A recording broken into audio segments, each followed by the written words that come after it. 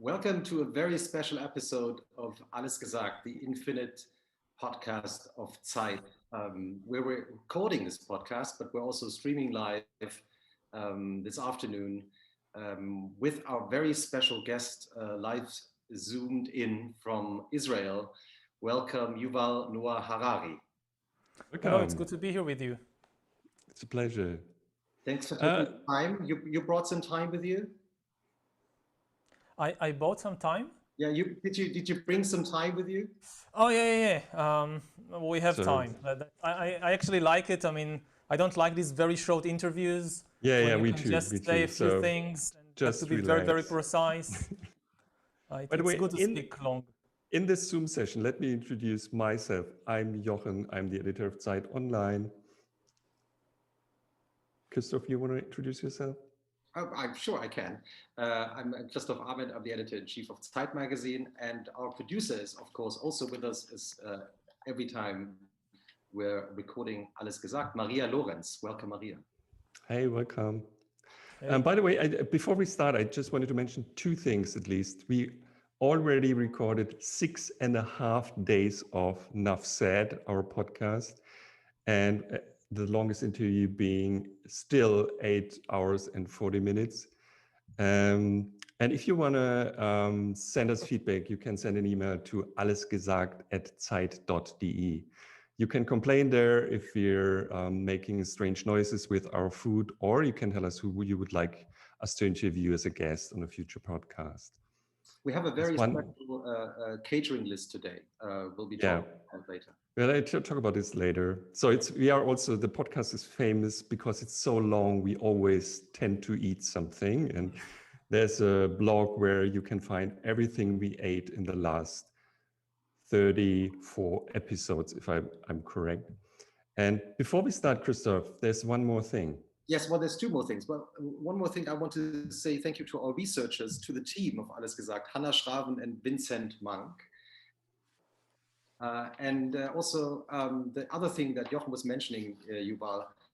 So there's this one little rule that we have at the very beginning. So you choose a password, a code word, Oh, and you tell us the code word. It should be a word that you usually don't use, because if you say the word later on in the conversation, this will be the code word to end the recording. So the final music starts when you mention this word. okay. Poof. Haha. That's a bit stressful now to think about it. Relax, we have time. Yeah. I don't know, cucumber. Okay. Cucumber. Okay. Yeah. Fine with that. So, Should talk about. So it's my pleasure this time to introduce our guest, which isn't necessary, I think, because Yuval is one of maybe the world's leading public intellectuals. And please, if I say something, if there's something wrong, just correct me. We realized that after 34 recordings, there's always something wrong with Wikipedia or the databases we use. So you were born 1976 in Kiryat Ata near Haifa. Yeah. Born into it's a good start. Born into a secular Jewish family, so you hadn't a religious upbringing, if that's right. And but I found in some sources, at least they mention that you at least tried to find some kind of religion, but you weren't really successful at the end, as far as I No, I wasn't. I tried. It didn't work. I moved on. Okay. And so this is also very interesting. You taught yourself to read in a very young age. Your mother, I think, said 3 to 4 years, and you said maybe 4 or 5 years. But Yeah. at a very young age, you started reading already, and you also went to a class for intellectually gifted children. And you have been always fascinated, even as a child, by the military, which maybe is a different thing here in Germany. So the military, I've been to Israel 4 or 5 times in my life, but I realized the military is something really different there. It's the elite thing, and it's very important and whatever. So, and you studied later on at Hebrew University, deferred your military service because you were so gifted, which is also a thing in Israel, I think, and finished your PhD in Oxford about medieval military history.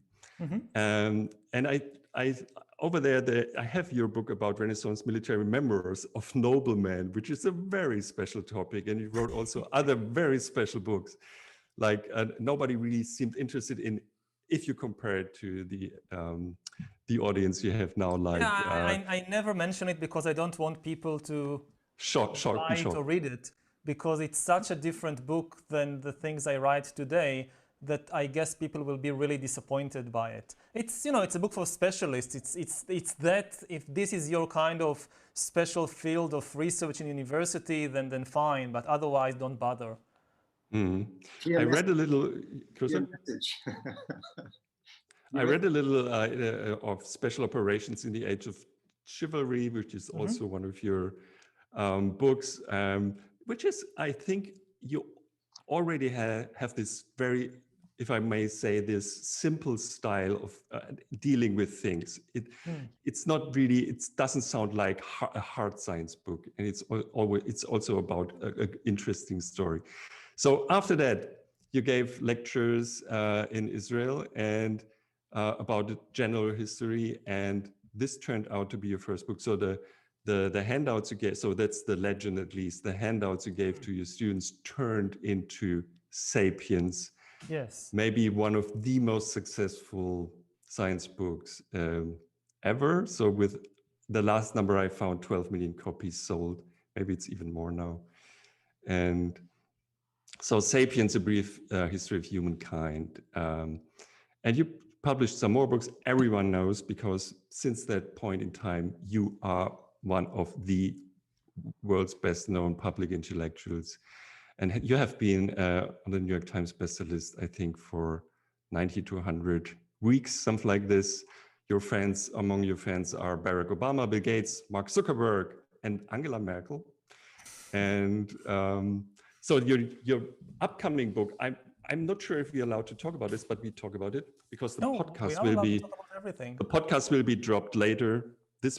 So this is Sapiens, so your first bestseller, basically as a graphic novel for, I would say, younger adults or teenagers or... No, I mean, it's an adult book. It's not a children's book. But there are children running around, and the funny guy in the book who looks a little bit like you is telling children about history all the time. So, no, but it's not aimed at children. I mean, teenagers are very welcome to read it, but it's an adult book, and it's not really even an illustrated version of Sapiens. It's something quite different and fresh, I hope. I mean, it's the most fun thing I worked on, I think, in my life. It's, I mean, apart from having 10 more years to think about the subjects that I discussed in Sapiens, it gave me and the other team members, I mean, I worked on it with Daniel and David, two very gifted artists who are specialists in graphic novels. We really kind of experimented and broke all the academic conventions about how you tell science, how you tell history. And like every chapter is an experiment. Let's do this like the beginning of religion. Let's do it in the genre of superhero action movie. The disappearance of the big animals of the planet. This is a detective story. We create a fictional detective, Detective Lopez. She goes around the world to investigate on the trail of the worst ecological serial killers in the history of the planet. And one part is reality TV show. So it's really kind of, we allowed ourselves to have a lot of fun and to experiment. And I hope that it reaches not only teenagers, but people of all ages who have an interest in understanding who we are. Why graphic novel? It's a way of reaching a new audience. That may not read, you know, Sapiens originally is also written in a relatively accessible and easy style, but it's still a traditional science book with mostly text and footnotes and all that. So there are many people in the world who would not read it. And I see my main job today as serving as a kind of bridge between the scientific community and the general public.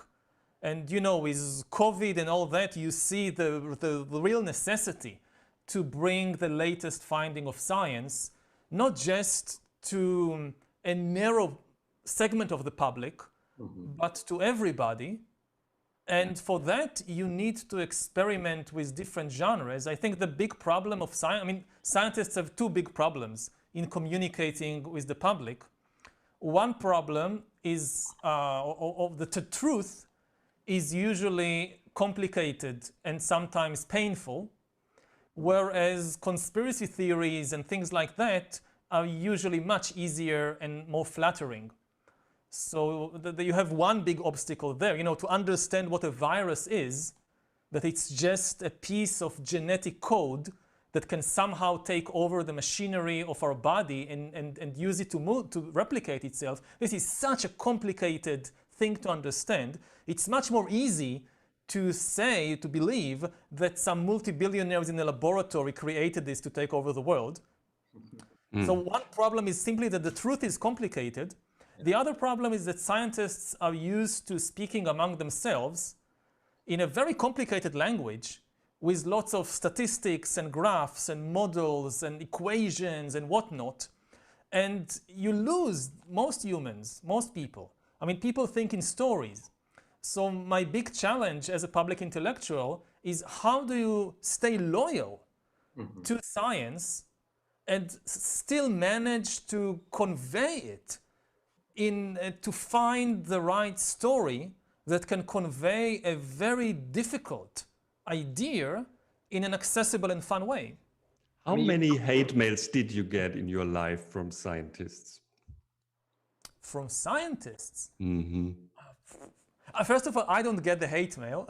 Oh yeah, so you have people I now have handling a this. team that I get something like, it's amazing. I get something like 15 emails a day on average. That's it. But hugely filtered emails, right? Hugely filtered, yes. So I guess all the hate mail stops somewhere else. And when I read your book, so I'm not a scientist, but by training I'm a physicist, and I read I remembered well when I read it for the first time. I got really angry at you at the second sentence of the book, because you say there that physics is just the story about atoms and whatever, and I thought, this is so wrong. I hate this book. And then when I calmed down, I read further and I thought, wow, this is brilliant. So it's and this is maybe the still your most famous 2 or 3 pages are the first pages of, because there's a voice telling me really big things in a very simple way. So maybe that's what led you at the end to graphic novels, which is another way of telling. How did you not? You have even written about COVID in the graphic novel. How did you do that? What was the idea? You mentioned. Yeah, because we wrote it, we made it in the middle of the pandemic, and there was a lot of discussion in the team to what extent to refer to it in the book. Some people said that, we have their conferences and train stations, and somebody said, well, everybody has to wear with masks. But then we said, well, COVID, it's going to be around for a couple of months, maybe a year, but we hope people would read it in 5 years, 10 years. So we can't just get this moment in time frozen in the pages of the book. So yeah, we refer to it. We refer to it in the bit when we talk about epidemics, that hunter-gatherers in the Stone Age didn't suffer at all from epidemics, whereas once you have agriculture, right, people domesticate animals, people start living in villages and towns in large numbers without moving, with all their garbage piles and sewage systems and trade networks. That's when you start having epidemics. And we give some examples. But not mentioning COVID seemed like ridiculous. How can you write a book now and talk about epidemics and just not mention COVID? What's the situation like at the moment in Israel? Very bad. Can you tell it? So we want to know. So we are in Berlin. We're not in lockdown these days, but we are in in a very bad environment these days. But Israel is much harder, I think, at the moment. Yeah, in Israel, really the big thing is the complete collapse of trust between the population and the government, and between different segments of the population. I mean, people, I think rightly, have the impression that the instructions coming from the authorities reflect political considerations and not scientific or medical or even economic considerations. They just stop believing what the government is saying, is telling them to do. And there is also a breakdown in trust between different segments of like the secular people and the ultra-Orthodox and so forth. And, you know, trust is maybe the most important fuel, the most important asset of every human society. When this is gone, society collapses. Maybe you can keep a dictatorship going with very little trust. But in a democratic society, if you don't have trust, then you have chaos. So and that's what's happening now in Israel.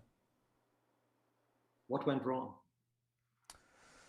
Well, for many years, many things went wrong. We have a prime minister and a ruling party that, like in a couple of other countries in the world, where incidentally you also see a collapse of trust, for years they were attacking the academia, they were attacking the media, they were attacking the courts, the judicial system, lately even the police and other institutions, and telling people, don't believe, they are all conspiring against me, they are all part of a big, don't believe anything, just believe me. And also at the same time, creating intentionally for political reasons, divisions within society, divide and rule, turning religious against secular, Jews against Arabs, Israelis from European origin and Israelis from Middle Eastern origins against each other. The political idea, you know, divide and rule, is to create a very strong base of supporters who don't believe anybody except the leader and the party, and who would not even think of voting for anybody else. And they succeeded in doing it. But the price is lack of trust. Yeah. And this intensified during the COVID crisis. And I mean, you can govern a country in normal times with the support of, say, just half the population. You can do that. But in a time of crisis, half is not enough. You need everybody to cooperate, otherwise it doesn't work. And all these divisions that were created intentionally for years are now erupting like a volcano. So really we see a collapse of trust and of social solidarity. And it continues even in the midst of the crisis. You see, I mean, instead of coming and saying, look, what was in the past, let's start afresh. We made some mistakes, let's have a new beginning. No, it just intensifies.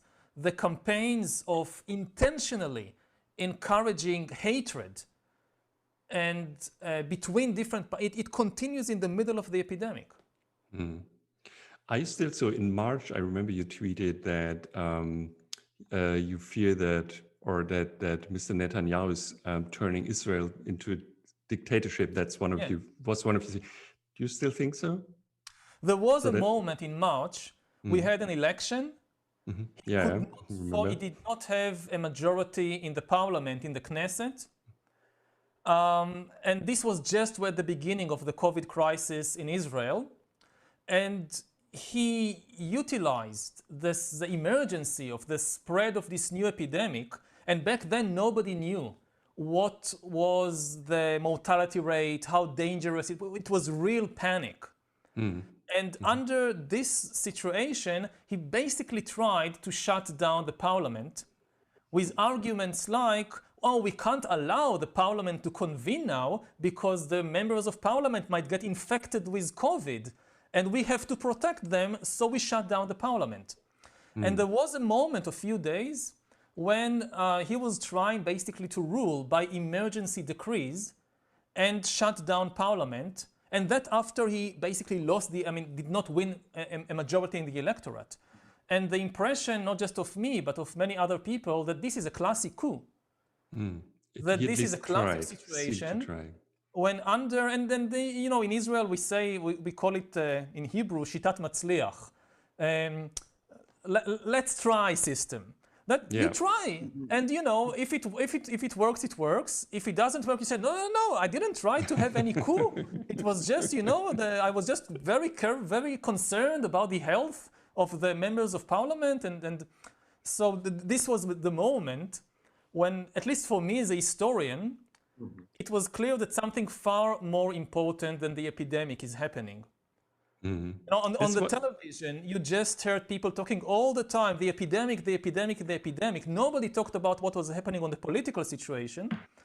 And I thought back then, I still think now, that COVID, the political crisis and the economic crisis is far more important than the medical crisis or the virus itself. I mean, the virus is important, of course. We need to protect people. But it's the political dangers are far bigger than the medical dangers. What kind of dangers are you talking about? I mean, you've mentioned that you see sort of the international communication between countries being in danger or being endangered because of COVID. Why and in which way? Well, several levels. On the level of individual countries, there is a big danger of the establishment of some kind of corona dictatorships that we saw in some countries, that under the excuse of fighting the epidemic, ignoring democratic checks and balances, violating basic freedoms. And once you have an emergency, and we know it in Israel very well, it tends to last forever, especially if the government is the one defining what is the emergency and when it's over. So that's one big danger internally. A related danger is the rise of new surveillance systems, which we are seeing all over the world, and which are, again, necessary to fight the epidemic, but could be used later on to form the basis of a kind of totalitarian regimes that we never saw before, not even in the darkest hours of the 20th century. And then we have the international level. I mean, all this was on the level of one country, one state. Then we have the international level that humanity has a choice here. You can react to the crisis by cooperation, or you can react by competition. And unfortunately, we are seeing far more competition and far too little cooperation over the last few months. And this is tragic because humanity's greatest advantage over the virus is our amazing ability to cooperate. Viruses can't cooperate like us. A virus in China and a virus in Germany can't exchange views and share information about how to infect people more easily. But doctors in China, in Germany, in Israel, in Russia, they can cooperate. And it's not just about developing a vaccine or finding the best treatment.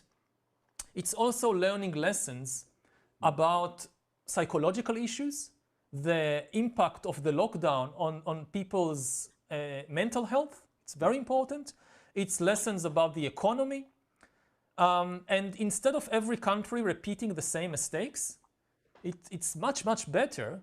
Different countries try different strategies. Like in Europe, everybody was watching Sweden, what's happening there. They are trying a different thing. And it's good. The different countries try different things on condition that they then share honestly the information, the data about their successes and failures. And then you can learn from experience, and that's our big advantage as human beings, that we don't have to repeat the mistakes of other people. But you look at the world today, and there is a vaccine arms race. Who's going to develop the first vaccine? There are many countries that you can't trust in the information coming out of there. I don't know, with the Russian efforts to develop the vaccine, I wouldn't trust the data coming out of Russia about the situation there. And this is really terrible. But are you surprised it happened that way? Yes and no. I mean, you know, on the one hand, in the 21st century, humankind has more power and a better ability to cooperate than in any previous time in history. I mean, this is not the Middle Ages, this is not the Black Death, this is not even a century ago the influenza of 1918. We are in a much stronger position, both because of our scientific knowledge, but also because we are still living in the most cooperative system and a harmonious system that humanity has ever managed to create. There are still problems, there are still tensions, but it's nothing like a century ago or 500 years ago. So we could have functioned much better in this crisis. On the other hand, as a historian, I know that we should really never underestimate human stupidity. It's one of the most powerful forces in history, and you should never discount it. I mean, even if there is something that it's very clear that you should do that, we are talking about human beings. And I think maybe it was Churchill or somebody who said that humans in the end, they choose the best course of action, but only after they tried everything else first. What were the things you were surprised the most when the pandemic started? So you are the expert for these huge historic errors, and I think in your second book, one of the first pages is about pandemics, and we overcame them and stuff like that. So I would be interested. So it's a normal thing to happen in history from time to time. Yeah, but what is surprising now for you? When it started, my feeling as a historian was this is the big one. Mm-hmm. Like this is the big one we've been talking about for a long time, that it might be just around the corner. And surprisingly, in the end, it's not the big one. It's a little one. Oh, yeah? COVID is not such a... I mean, I'm not one of those saying, oh, it's just a flu. No, it's much worse than the flu. But it's not the Black Death either. And it's not the Spanish influenza of 1918. And it's not AIDS. And it's in mortality terms, it's actually a relatively mild epidemic. It's less than 1% mortality, even in the worst affected areas. And, you know, in the Middle Ages, they wouldn't have even noticed it. If COVID-19 happened in 1219 and not 2019, and you would read the chronicles from the 13th century from some monastery, they would not even mention it. Maybe they would say, oh yes, this year the old abbot died after coughing for a few days and a couple of other people. But it's a medieval society would not have noticed it. But is that because they wouldn't have understood? No, because they are used to far worse. And their society, in this sense, kind of ironically, is far more robust. I'm very happy to live in 2020 and not 1220. In a place where human life is very, very valuable, and we make such tremendous effort to protect the lives even of the most vulnerable members of society. I was surprised, for example, that not a single, maybe there is a single country, I'm not sure, but the vast majority of countries, including authoritarian regimes, including non-Western countries of all kinds, you hardly heard any country saying, well, you know, these are just old people and people with background diseases, and we are not going to destroy our economy for their sake. We are just going with business as usual. Almost nobody adopted this unethical, kind of brutal approach, and which was a very good surprise. And the other thing that kind of not surprised me, because you know it was in 2020, not 2016, 2017, that the lack of global leadership. That even today, you know, after all this time, there is no global kind of war council that tries to orchestrate, to coordinate a united strategy for humanity, even in something as narrow as developing a vaccine, or in the production and distribution of medical equipment, or on a much broader scale, having some kind of economic global plan how to deal with it, because this is a global economic crisis. And some countries, they will muddle through, they'll be okay. I'm not so worried about Germany. Germany, I mean, it will be difficult, but it will be okay. But you look at countries like, I don't know, Peru, Lebanon, Egypt, Indonesia, and they could completely collapse. Not because of the mortality from the disease, but because of the economic shockwaves. I mean, the worst is still ahead of us. Certainly the worst in economic terms is still ahead of us. Now governments are spending money like water. Now creating trillions of euros and yens and dollars out of nothing and spend. I mean, there will be a payday. And and we have no global plan after all these months how to tackle it. And of course, the US, which, I mean, you would have expected it to fulfill its traditional role as global leader, considering the current administration in Washington, it wasn't such a big surprise that the US completely abdicated its leadership. I mean, even in the US itself, inside its own borders, the federal administration abdicated responsibility and told states and municipalities, you deal with it. It's not my problem, it's your problem.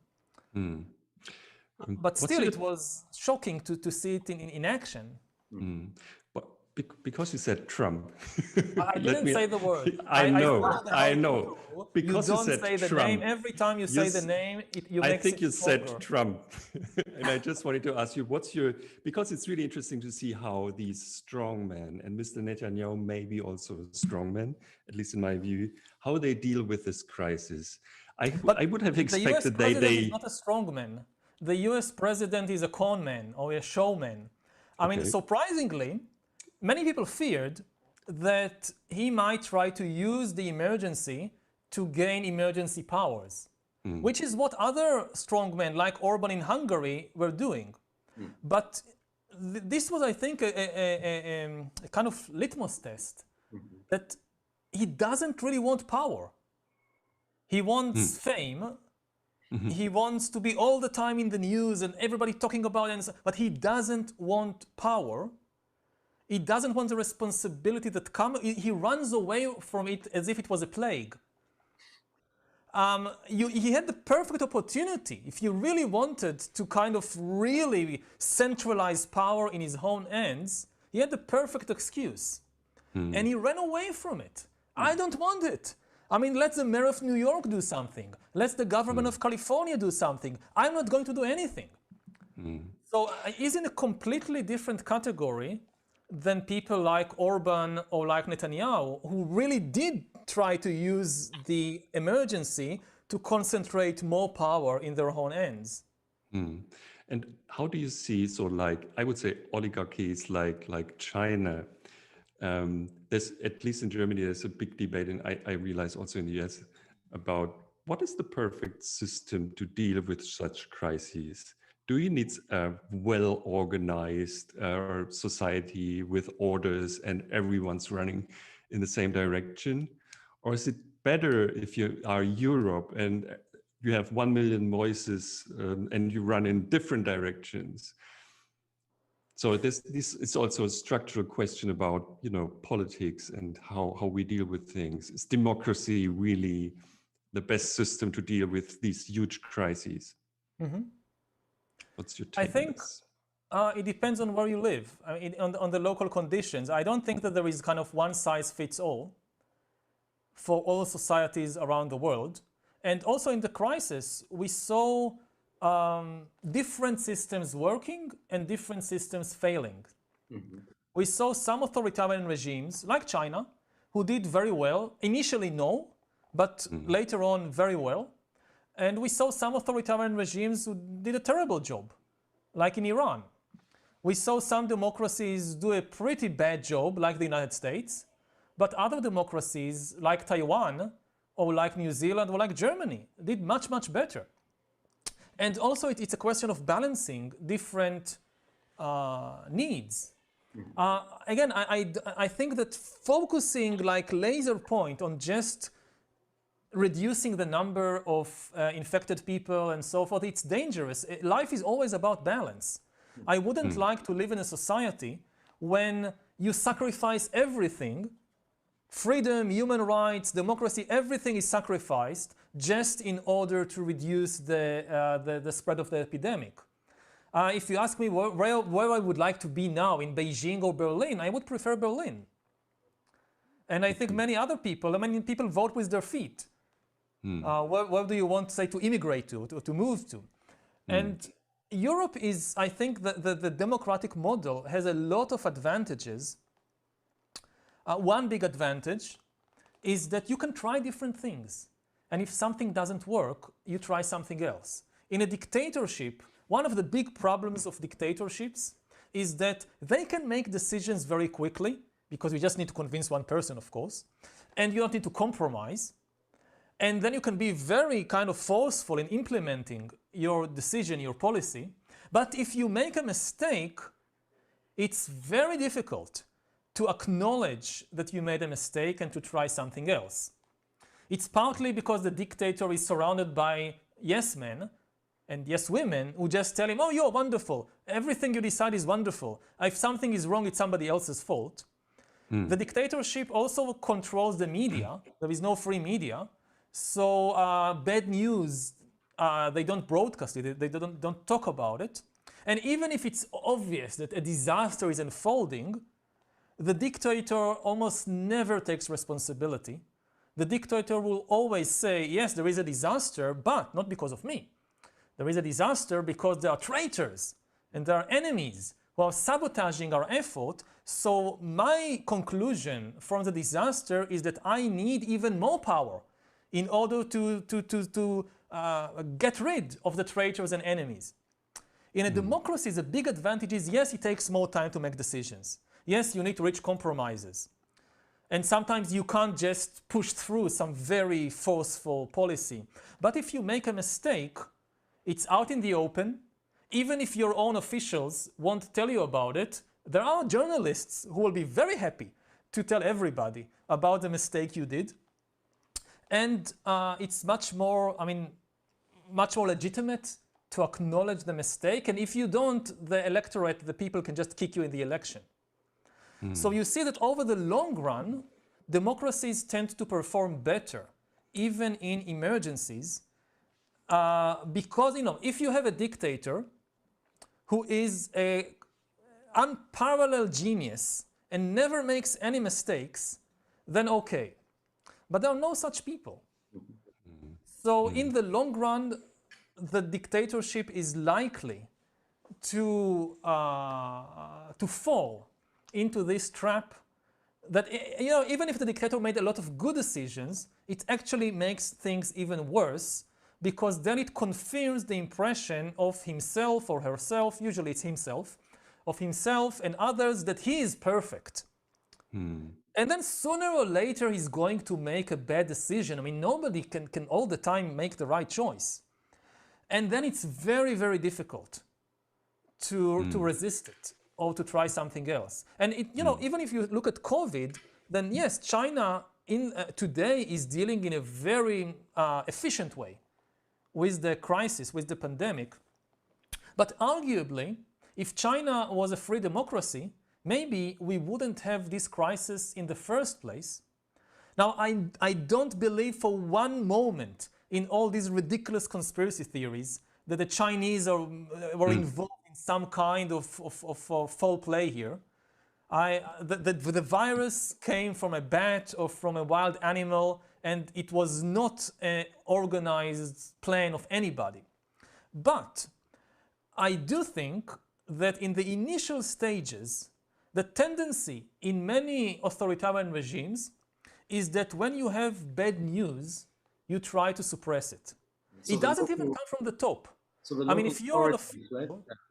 if you're an official in Wuhan, and you get this news that, there is some new disease, something like SARS in 2003, your instinct You don't want to tell bad news to your boss, to the people higher up in the hierarchy. Let's suppress it and hope it will go away. And there are no free journalists who can investigate and publish this information without your permission. So dictatorships often suffer from a lack of reliable information within themselves. It's not that they hide the information from the outside world. It's that the people lower down the hierarchy are hiding bad news from the people higher up because they don't want to pay the price and admit failure. And this kind of thing, a democracy is much better at dealing with because you have a free press. And part of the job of the free press is exactly to uncover these things. So if China had a completely free press, it is conceivable that earlier on news would have filtered out about what was happening, and this could have been stopped after it just infected a couple of dozen people. Yuval, you've mentioned the fact that how some governments have tried to use COVID for their own purpose. And when you were talking about it, I kind of remembered the way you talked about governments using religion also for their own purpose. Because if I remember correctly, you said that religion has basically lost every role that it used to have. Yeah. Can you explain what do you mean by that?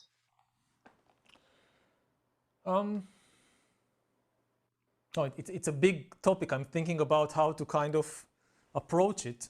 With time. Now, traditionally, religion had a lot of different roles to play in society.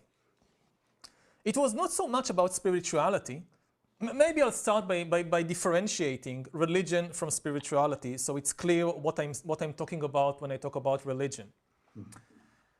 In brief, spirituality is about questions, religion is about answers. Spirituality is when you have some big question in life, like who am I, what is the meaning of life, what happens after we die, what is the good life, what is good and evil. These are the big questions of life. And a spiritual practice or a spiritual quest is when you start with these big questions and you are willing to follow them wherever they lead you. Even if you have to renounce a lot of status or power to make people angry, sometimes even to risk death, you are willing to follow the big spiritual quest. Religion is almost the exact opposite. Religion is when somebody comes to you and say, this is the answer, and if you even doubt it, you go to hell. There is, and of course, there is a complex relationship between religions and spirituality. Very often, religions will say that they were founded by somebody who completed the spiritual quest and now has all the answers. But in terms of practical human life, they are very different things. Now, I would consider myself, for instance, I would say a spiritual person. I'm very interested in these big questions, and I don't like it when somebody tells me, no, you can't ask this, you can't doubt that, you have to accept. No, I want to go on with the quest.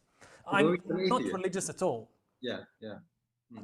Now, religion in this narrow sense, that this is the truth, this is the story, this is the answer, you must accept it, it fulfilled a lot of important roles in past generations, past eras, and which it lost today, and for a good reason. For instance, if COVID happened in the Middle Ages or something worse like the Black Death, then people would turn to religious authorities for guidance. Because one of the most important traditional roles of religion was to deal with disease. If you think about the career of people like Jesus, much of what they do, they are healers. Yeah. He goes around, this man is blind, poof, he sees, he's a leper, poof, he's cured. That's part of your job as Jesus or as somebody or a prophet. Now, religion almost completely lost this role because of the rise of science. Science just did a much better job at understanding diseases and curing them. And so even religious people, when COVID spread and the scientists said, well, you have to close down the churches. So even the Pope gave an order, close down the churches. The scientists said so. And similarly, you know, if you don't have rain, if you have a climate emergency, too much rain, too little rain, then in the Middle Ages or the ancient world, you turn to the temple, you make a sacrifice, you do a religious procession, something. Now you don't go to the religious people, to the priests, to the rabbis, to the mullahs. You go to the engineers. Hey, we don't have enough water. Why don't you come up with something like, I don't know, desalinize the water from the sea, like in Saudi Arabia? So like this, in history, religion was mostly about providing rain, curing epidemics, winning wars. It lost all of these roles because science does it better, engineers do it better. One role it retained, very important, is identity. Who am I? Who am I? Again, not in the spiritual sense of going on this quest, but in the kind of this is who you are, don't doubt it sense. And this is something science is not good at. All the scientific attempts in previous century to create a scientific basis for human identity ended in terrible disasters, like with the racial theories of the earlier part of the 20th century. From a scientific perspective, most of our identities don't make a lot of sense. But we need them. We need them for functioning societies, for nation states, for football clubs. You need identities. And religion, this is still the main thing it provides. So Israel is a Jewish country, Iran is a Shiite country, Poland is a Catholic country, and so forth. And religion now is largely, again, separating it from spirituality. There are millions of people that for them spirituality is a live and very important part of their life. And this is crucial, but this is not the organized religions. The organized religions, the main role now historically is to form the basis for group identities, even if it runs in completely opposite to the so-called core teachings of the religion itself. You know, in the Christian Bible, in the teaching of Christ, there is very little about nations. Certainly there is no mention of Poland, of Hungary, and so forth. And yet this is the main thing that now remains. All kinds of justifications like why we are God's chosen people and we are better than everybody else and we shouldn't accept these people in because they are from a different religion. And this is now the main thing that is left. Religion is now basically kind of the servant of national movements and governments. But the message of science would be, so if I read all your books at the end, so one important thing you learn is you are nothing. You're not important at all. You're not there. And this can be really free you up and be really relaxing, or the opposite. Yeah. So you know, what's the... You are something, you exist, you have feelings, you have emotions, you can suffer, you can be happy. That's all true. But you are not the center of the universe. The universe does not revolve around you. It wasn't created for your sake. You know, a lot of religions, this is most clearly in the case of monotheism, they have this kind of extreme delusion or self-centeredness that the entire universe revolves around me or around our group. And it's appealing to people to hear it. Like you come to a particular group of people and you tell them you are the most important thing in the universe. The whole show is just for you. And everybody believes it anyway. It's as children, we are convinced that the world revolves around us. I give this example with divorce, that one of the reasons that divorce is very difficult for, especially for young kids, besides the upheaval in their life, of course, is that they tend to blame themselves. And no matter how many times you explain to a 5-year-old kid that mom and dad are independent beings, they have an emotional life which is nothing to do with you, they both love you, but they stop loving themselves and they stop loving each other, or they still love each other, but they have whatever problems. It has nothing to do with you. You are not the cause of the collapse of your family. A 5-year-old kid can't really understand it because it's difficult to realize that yes, there are some things that people are not revolving around me. And you find the same kind of delusion in grown-ups in books like the Bible, that when the Babylonians invade and destroy Judea, and for the Babylonians, for me as a historian, I will tell you, look, you have these two superpowers. You have Babylon in what is today Iraq, and you have the Egyptian Empire to the south, and they are fighting over the control of the Middle East and the trade routes and so forth, and Judea, this tiny kingdom in the middle, and this is the big story, but the Judeans, they can't accept it. They think, no, Babylon and Egypt, they are not really independent nations with their politics and interests. It's all about me. We made God angry, so he sent the Babylonians to punish us and destroy the temple. You read the Bible and the thing is, it has almost no information about the politics of neighboring countries. Now in Israel today, as a counter-example, we are obsessed with what was Iran. What's the Iranians doing? Why the Iranians are doing this or that?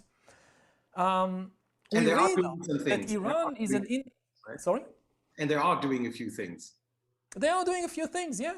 And we realize they have their own interests and power politics. So, like Netanyahu is constantly pressuring to break the Iranian deal and impose sanctions on Iran because he thinks that Iran will be in a very difficult economic situation. There will be a revolution there or something. We understand that the Iranians have their own life. And therefore, we can also try to influence them. But in the Bible, you don't see that. The only thing that happens is what we and our God are communicating. All the other people in the world, they are just pawns in this game that God is playing with us. In many portraits about you, you can find this pattern that you used to be, at least as a child, rather depressed about things. Yeah. And we're searching for, in my simple words, the meaning of life, or this universe just doesn't make sense. Yeah, it doesn't make sense. Is this the story of your life? You turned your depression into beautiful books, but at the end, the message is you're not important. There's no meaning. Go home. But it's not depressing. I mean, first of all, the meaning of life, I would say, it's actually quite simple. Depending on how you understand the word meaning. People, if you listen understand, I'll tell you in a minute. Okay. If you understand the word meaning as kind of purpose, there is a big story to the universe, and you have a role to play. Like the universe is Hamlet, and I don't know, you're the queen. That's your part in the play. In this sense, there is no meaning. There is no script, there is no director, you're not born to fulfill a particular script. So if this is what you're looking for in life, you won't find anything unless all kinds of fictional ideas in your head. But if you're asking, what is life? In this sense, what is the meaning of life? I think that the answer is quite simple. Life, it's a very simple process. There you experience pleasant sensations and you react to them with craving for more, you want more of that, you experience unpleasant sensations, and you react with aversion. You try to get rid of it, you don't want it. That's life. Everything that happens in life is that. In this sense, I think it's not a big, it's quite complicated to understand exactly how it happened, but that's the deal. I mean, everything people do is really just this thing, and it's the same with other animals. But that's it. So it's suffering and pleasure, and that's the meaning. It's yeah. I mean, people. That's depressing. And again, it depends on what you expect. I mean, if you expect to play a leading role in a musical of the universe, then it's extremely depressing to realize that there is no musical. But again, I mean, even your depression, you just have an unpleasant sensation in your body. That's all. So if you really understand that this is what's happening, I found also personally that it's not only true, it also enables you to liberate yourself from at least a certain level of misery and depression, if you really understand it, that, hey, this is what is happening. And not this expectation of some cosmic drama. We have to come back to this later because I do not agree. But let's talk about your early life. Is it really true that you were a kind of miserable child, a very gifted but very miserable child? I think I thought that I was very miserable because I didn't know a lot of other people. And later when I grew up, I realized that, you know, lots of people are miserable much more than I was for all kinds of other reasons. Again, as a child, you're very self-centered. If you are miserable even a little, like, oh, it's the end of the world. You grow up and you realize that, yeah, growing up is difficult for everybody, almost everybody. So looking back, I don't think I had a particularly miserable childhood. I had a very loving family. I had a supporting environment. We didn't have any issues of poverty. Even though I grew up in Israel, there was no major war that I was involved in. So historically speaking, I mean, I was quite lucky. How did you start reading? How did you start reading?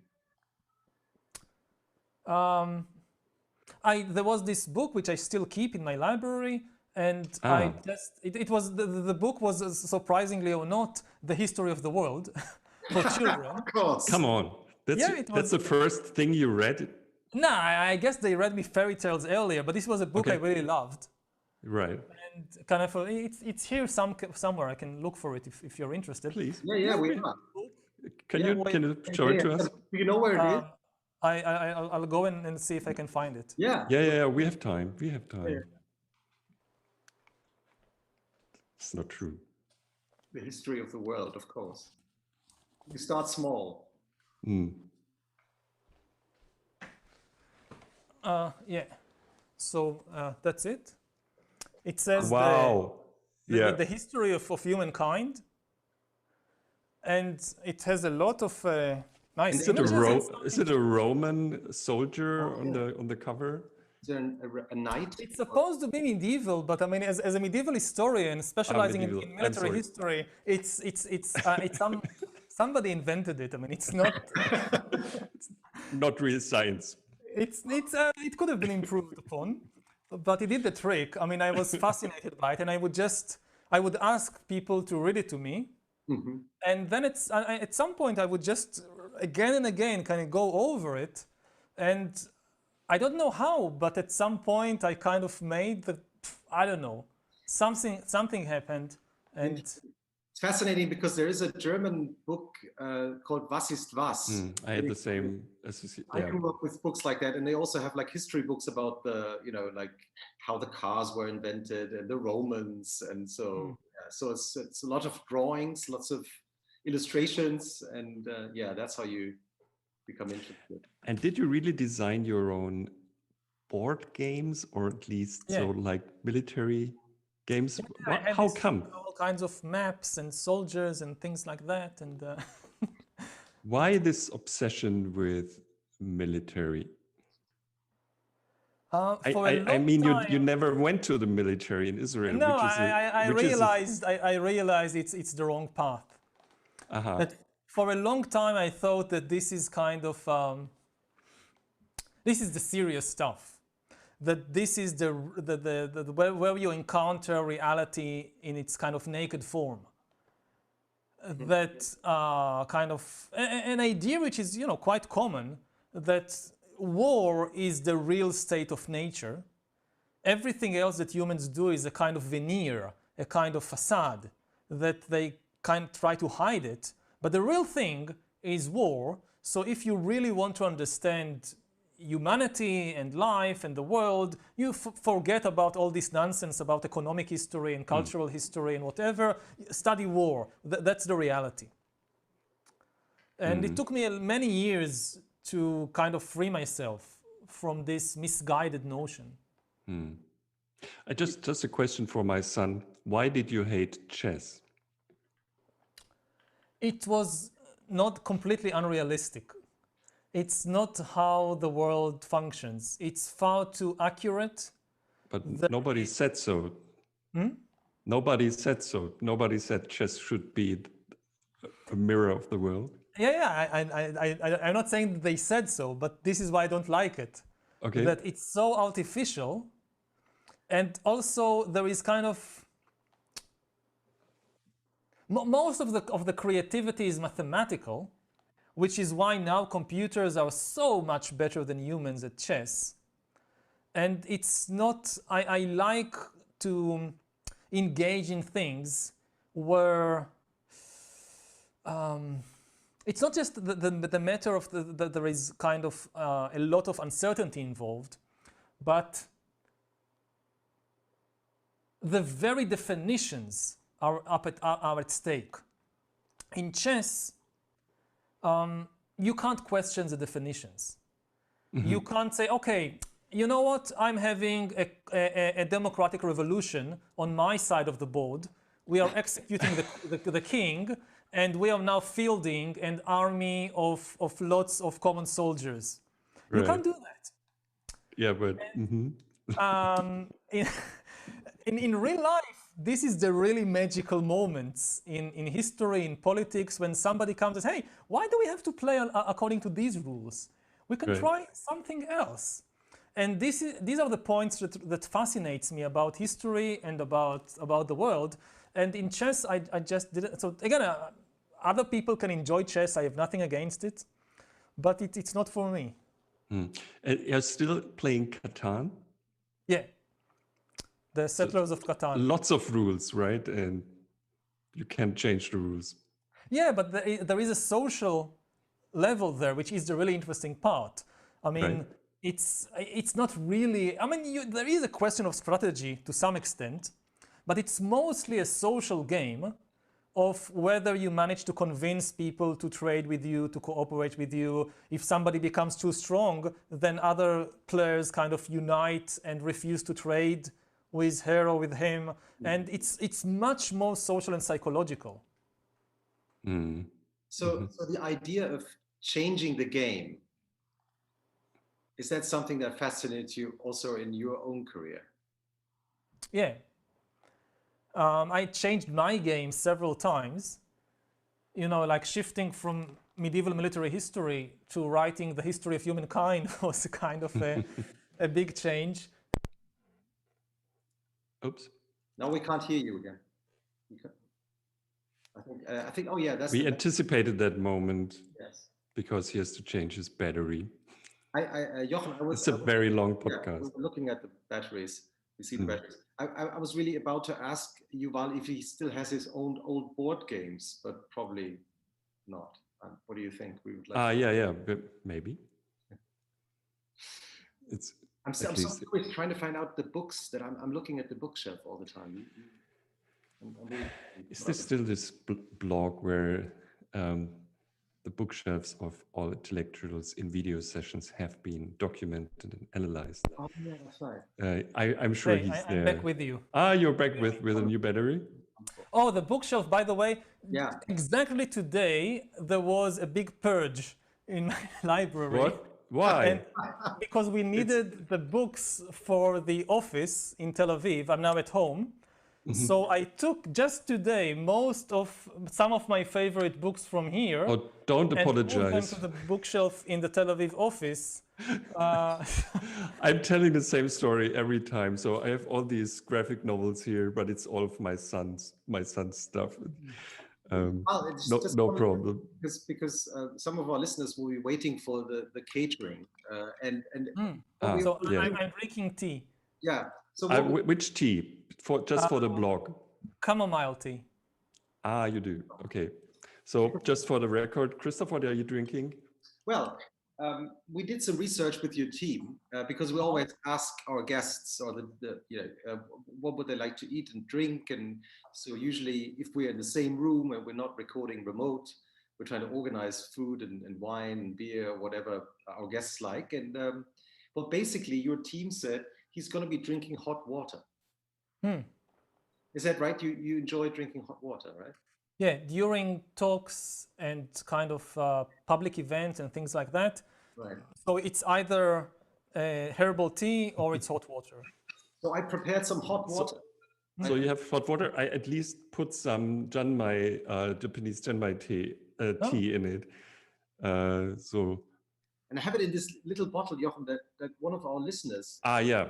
to us sends one bottle to you and one to me. So thank you for sending it. And well, cheers with hot water. It's a Cheers. very unique experience. Cheers with tea. Podcast. So that's all we have today. Mm-hmm. Maria also drinks hot water. You're a vegan, right, Yuval? Sorry? You're a vegan. I say I'm veganish. I'm not strictly vegan. Aha. Mhm. Flexi vegan or flexi vegan. Yeah, I mean, I don't like to turn anything into kind of a purist enterprise. I say that I try to limit my involvement in the industries that inflict so much unnecessary suffering on so many animals. But I realize that we are involved in these industries in so many different ways that kind of the purist dream of being completely pure, it's unrealistic. So instead of kind of, trying for this 100% in one particular area, like, I don't know, my mother made a cake and there is some butter in it, so I won't eat it. Instead of going for the purest extreme, I try to have a much broader view of the different ways that we are involved. And you also don't want to disappoint your mother. And also, I don't want to disappoint her. Yeah. Does she bake? Do you like her cakes? I mean, she's not listening at the moment, so. Yes, I mean, I do. Yeah. Because I kind of, when I went through your books again, I realized that you were thanking your mother, and basically, I think every book, she must play I guess she plays a very big role in your life. As mothers usually do, I think. Yeah, so I mean, my first book is dedicated to my father, right. Sapiens. My father passed away 10 years ago in 2010. And so, yeah, my mother is still a very important part of my life, as are my two sisters, my husband. So I think they are mentioned in the dedication for all the books. May I come back to the drinking hot water? You also, is it true that are you still meditating every day, an hour in the morning, an hour in the evening? So you're meditating, you're vegan, you drink hot water, you're a Buddhist, right? And so it's no. like, I know Buddhism that you is a aren't, religion but it looks like a Buddhist life, and you. Yeah, I'm inspired by some Buddhist traditions, but Buddhism, what people in the West today understand by Buddhism is something very different from the historical religion that developed in places like Sri Lanka or Tibet or Korea for thousands of years. And I don't take the entire kind of baggage of that religion. It's really kind of cherry picking just a few things out of it. So I would not define myself as a Buddhist, even though I do practice meditation, Vipassana meditation, which comes from Buddhist origin. Yeah.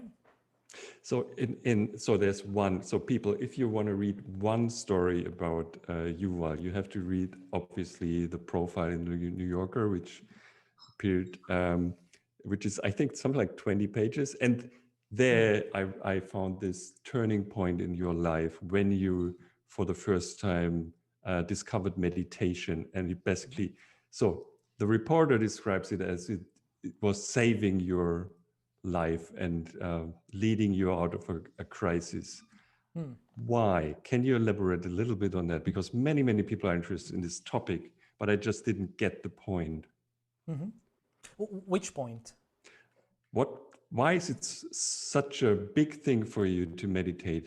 In which way did it save you? It's for me, I mean, I'm very interested in understanding the difference between fiction and reality. That humans, our minds are like a factory which constantly generates fictional stories about the world. And we live most of our lives kind of trapped within these fictional stories. Many of them are not even our own individual creation. We inherited them from generations. So we are kind of trapped inside the dreams of dead people. Our religions, our nations, our ideologies, they are the dreams of dead people, and we are trapped inside, almost unable to see reality. And when I went to my first, when I for many years I tried, what's really happening in this place? What is really happening here? And it was all dead ends. That I would read all the, the philosophy, the religion, the ideologies, and nothing really clicked. That, okay, these are stories that humans invented. These are stories that humans created. As a historian, I understand the necessity of these stories.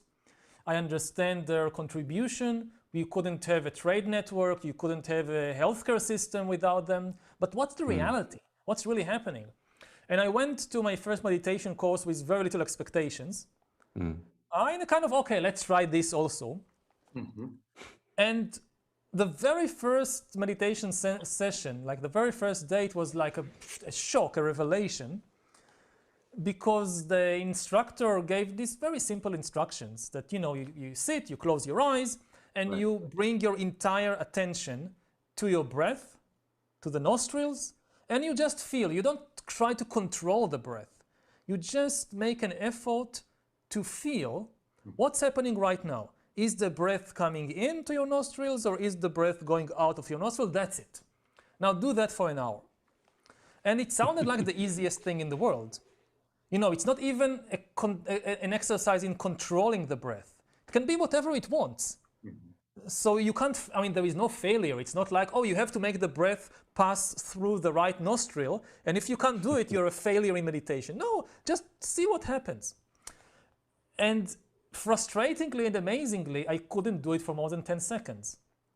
Like, I tried to focus on the breath. Oh, yeah, now it's coming in, now it's going out, and suddenly I remember that before I came to the meditation center, I forgot to do this, or some friend said something and insulted me, and when I get back from the meditation center, I'll tell him this, I'll tell him that, and like 5 minutes pass, and then I realize, hey, I'm supposed to be watching my breath. What are all these things? And I try again, and again, like 10 seconds, 20 seconds, gone, the attention goes somewhere. And I realized, I thought I was a very, very intelligent person. I'm doing my PhD at Oxford, like one of the best universities. I'm such a smart person. And I don't have a minimal control of my own attention. I can't do that. And it also, I realized this is what's happening the whole life. Like, there is I'm not talking about understanding the financial system of the world. We are talking about something extremely simple and physical, immediate, like the breath of your own body, and you can't observe this simple reality. How do you expect to understand the reality of the global financial system if you can't understand, if you can't focus on your breath for 2 minutes? And you also, I realized that, this is what's happening the whole life. Like, there is a reality, but then the mind generates some story in the mind, again, a memory about the past, an expectation from the future, some imagination, whatever, and the attention is hijacked by this fictional story. And 99.9% of our life we spend on just entrapped in these fictional stories. Fictional in the sense that this is mind generated. I mean, my memory of what happened yesterday, it didn't really happen like this. And my expectation for what will happen tomorrow, it's very unlikely to happen. And we spend all our lives just running between these fictional stories. And the meditation gave me a practice. It's not a theory, it's not something you believe or you don't believe, it's a practice that train your mind to be able to experience the reality without these fictional stories coming in between you and the reality. But and in can which do way? that, for 2 minutes with your breath, it opens the way to do it in more and more. But can you find meaning in life by meditation? When I got you right in the beginning, you mentioned, I tried all these things. I read all the theories. I thought about religion. And now there's meditation. But you don't need to, again, if meaning, you understand that the world is a play, a musical, and you have a role to play and you need to find it, there is no such thing. What meditation basically tells you, forget about meaning. The big question is suffering, not meaning. Even meaning interests you because you suffer from a feeling of meaninglessness in your life, or because you think that if you finally find your role in the cosmic musical, then you will be happy. And that's not true. Forget about this meaning and really investigate when you suffer, what's actually happening. If you really understand the reality of suffering, that is the road to liberate yourself from suffering. You don't need the cosmic musical for that. Why is suffering so important? If it's not important, you can go and suffer. It's your call. People who say, we don't mind suffering, so wonderful. They are enlightened, basically. I don't know. You don't believe them? It's not a question of whether I believe them or not. If they don't mind suffering, then I don't want to impose. No. You have to. No. If you're fine with it, good. You also go to retreats very often, and there's this famous story that you missed the election of Mr. Trump during one of your very long retreats, which is a really strange thing. So you went away for some weeks, and when you came back, you learned that Mr. Trump is president. What can you remember? And I'm still alive, Can you remember this moment? You as a historian, what did you think? The retreat began on the 1st of November 2016, and the election was the 7th of November or something like that. So I knew the elections were coming. I knew it was a very close race. And during the retreat, yes, I thought a lot. What happened? What happened? And I was it was in some rural meditation center in the middle of the countryside in England, near Hereford. So when I was taking my walks around the perimeter, I was trying to hear maybe one of the farmers on the field. Maybe they will say something and I'll know what happened. But no, nobody said anything. So it was a 45 days retreat. So it ended on the 15th of December. And then, when the retreat ended and we can start talking again and everything, so I asked one of the volunteers in the meditation center, so what happened? Who won? and he started like mumbling something, so I realized Something went wrong. yeah, Keep something calm. went wrong. Watch your breath. I Yeah. have to tell you something. There was actually a very funny story that during the meditation, during the course, later they told me, one of the meditators in the course, he had a mild heart attack. Oh. And so he had to stop the course, and they called an ambulance. And until the ambulance came, so one of the volunteers was there with him in the room, watching him. And then this guy, he realized that okay, the meditation retreat is over for me. I need to go to the hospital. Mm-hmm. So he asked the volunteer, "So what happened in the U.S. elections?" And this guy just said, so he survived. I have some more bad news for you. Yeah. Yeah. Can you explain to us what it feels like to be silent for 45 days? What happens inside you? It's complex. I mean, it's much easier than people imagine. It's much nicer than most people would imagine. You realize that so much of what you say is completely unnecessary, that you're just making noises to distract your mind or to pass the time or something. It's extremely noisy though, because once you stop not just talking, you don't read, you don't write, you don't watch TV, you don't talk on the phone, nothing. There is no communication whatsoever. There is a silence on the kind of shallow level of the mind, but then things start bubbling up, like a volcano erupting. And it's extremely noisy. Like memories and fantasies and thoughts, like you can sit for an hour and you have so many thoughts, and they are so intense and sometimes extremely emotional, lots of anger and lots of fear. And you know, there is nothing, you're just sitting in a meditation cell, closed eyes, nobody's talking to you, nobody talked to you for weeks. I mean, there you don't have to finish any job. There is nothing, and there is just this volcano erupting from within. So you know, some people come to meditation retreats and they expect it to be very peaceful. And you know, there are many kinds of meditations in the world. So maybe some methods it's like that. But in what I practice, which is Vipassana, it's usually not peaceful at all. I mean, you come for a lot of hard work and a lot of internal noise. Part of the purpose is to get to know yourself, get to know your own kind of inner dynamics and the stories that constantly bubble up in your mind. But are you dreaming differently?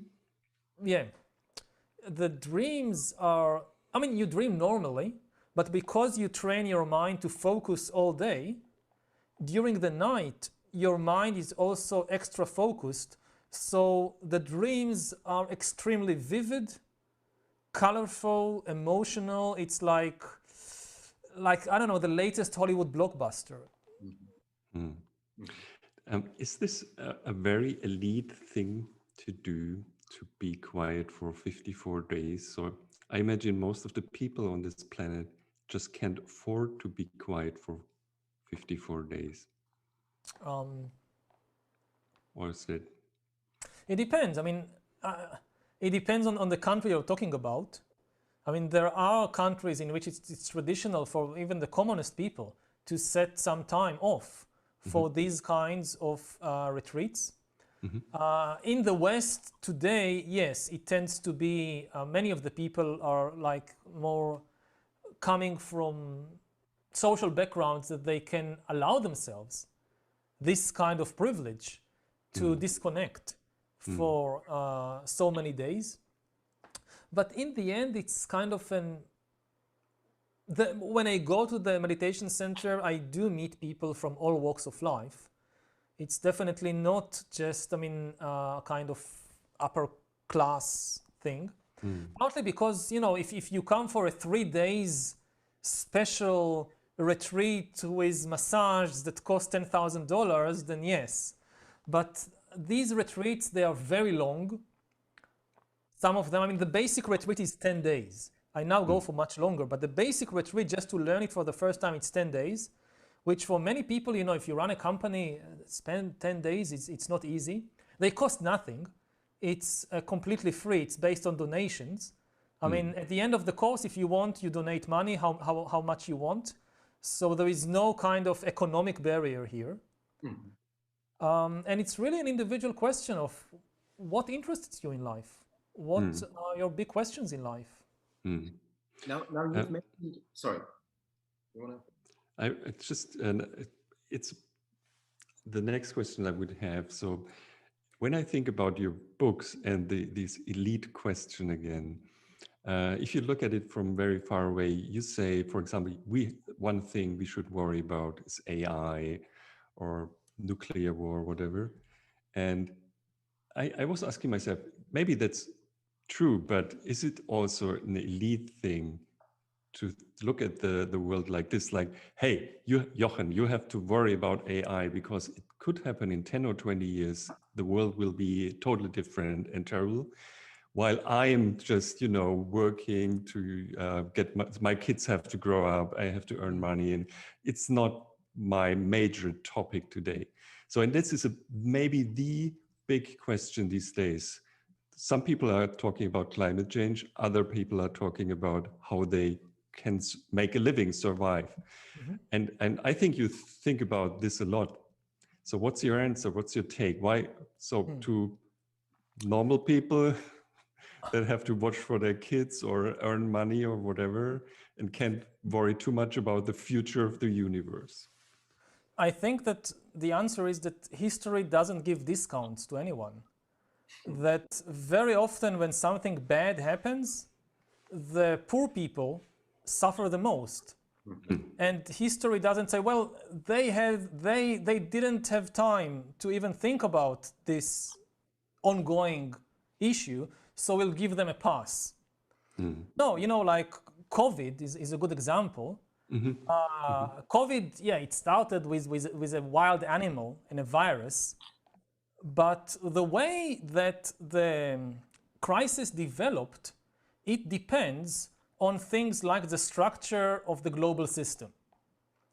Now, if you're a poor person in Brazil or in the United States or in Germany, and in 2019, somebody comes and tells you, look, you need to be worried about the structure of the global system. We are going in a bad direction. There is not enough global cooperation. We are going in the wrong direction. And you say, I don't have time to worry about the structure of the global system. I'm too busy at work. I need to finance my mortgage. I need to send my kids to school. I don't care about that. A year later, you have no job because of the structure of the global system. Right. So I don't think it's, in a one way, worrying about it, it's a privilege of rich people. But it's a privilege in the sense that, yes, they have maybe the time and the education but in terms of the implications, the implications for the poor people are even bigger. And it's the same, with AI. I need to worry about my job. I don't have time for AI. Yes, but AI is coming from your job. But what can I do even if thank you for the information, my job will be consumed by an AI next year. I can't do anything about it because I'm just an ordinary guy. There are many things you can do. Starting from, who you vote for in the coming elections. If you don't live in a democracy, okay, different issue. But if you live in Germany or the US or Israel, so at least you have this. You can vote for a party, for a politician, who will do something about it. That's the basic thing about democracy. Secondly, you can join an organization. As an individual, you usually can't do anything. Humans as individuals are extremely weak. So join an organization.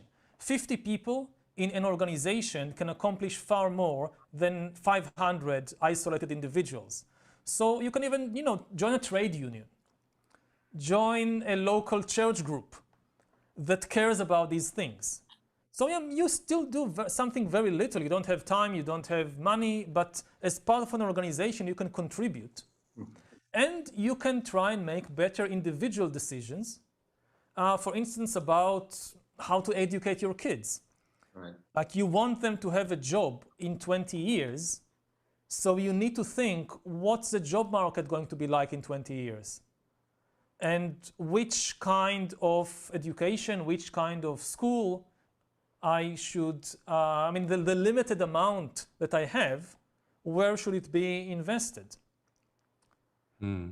So these are all questions that should not be the monopoly of a small elite. They should be, everybody should be involved in them.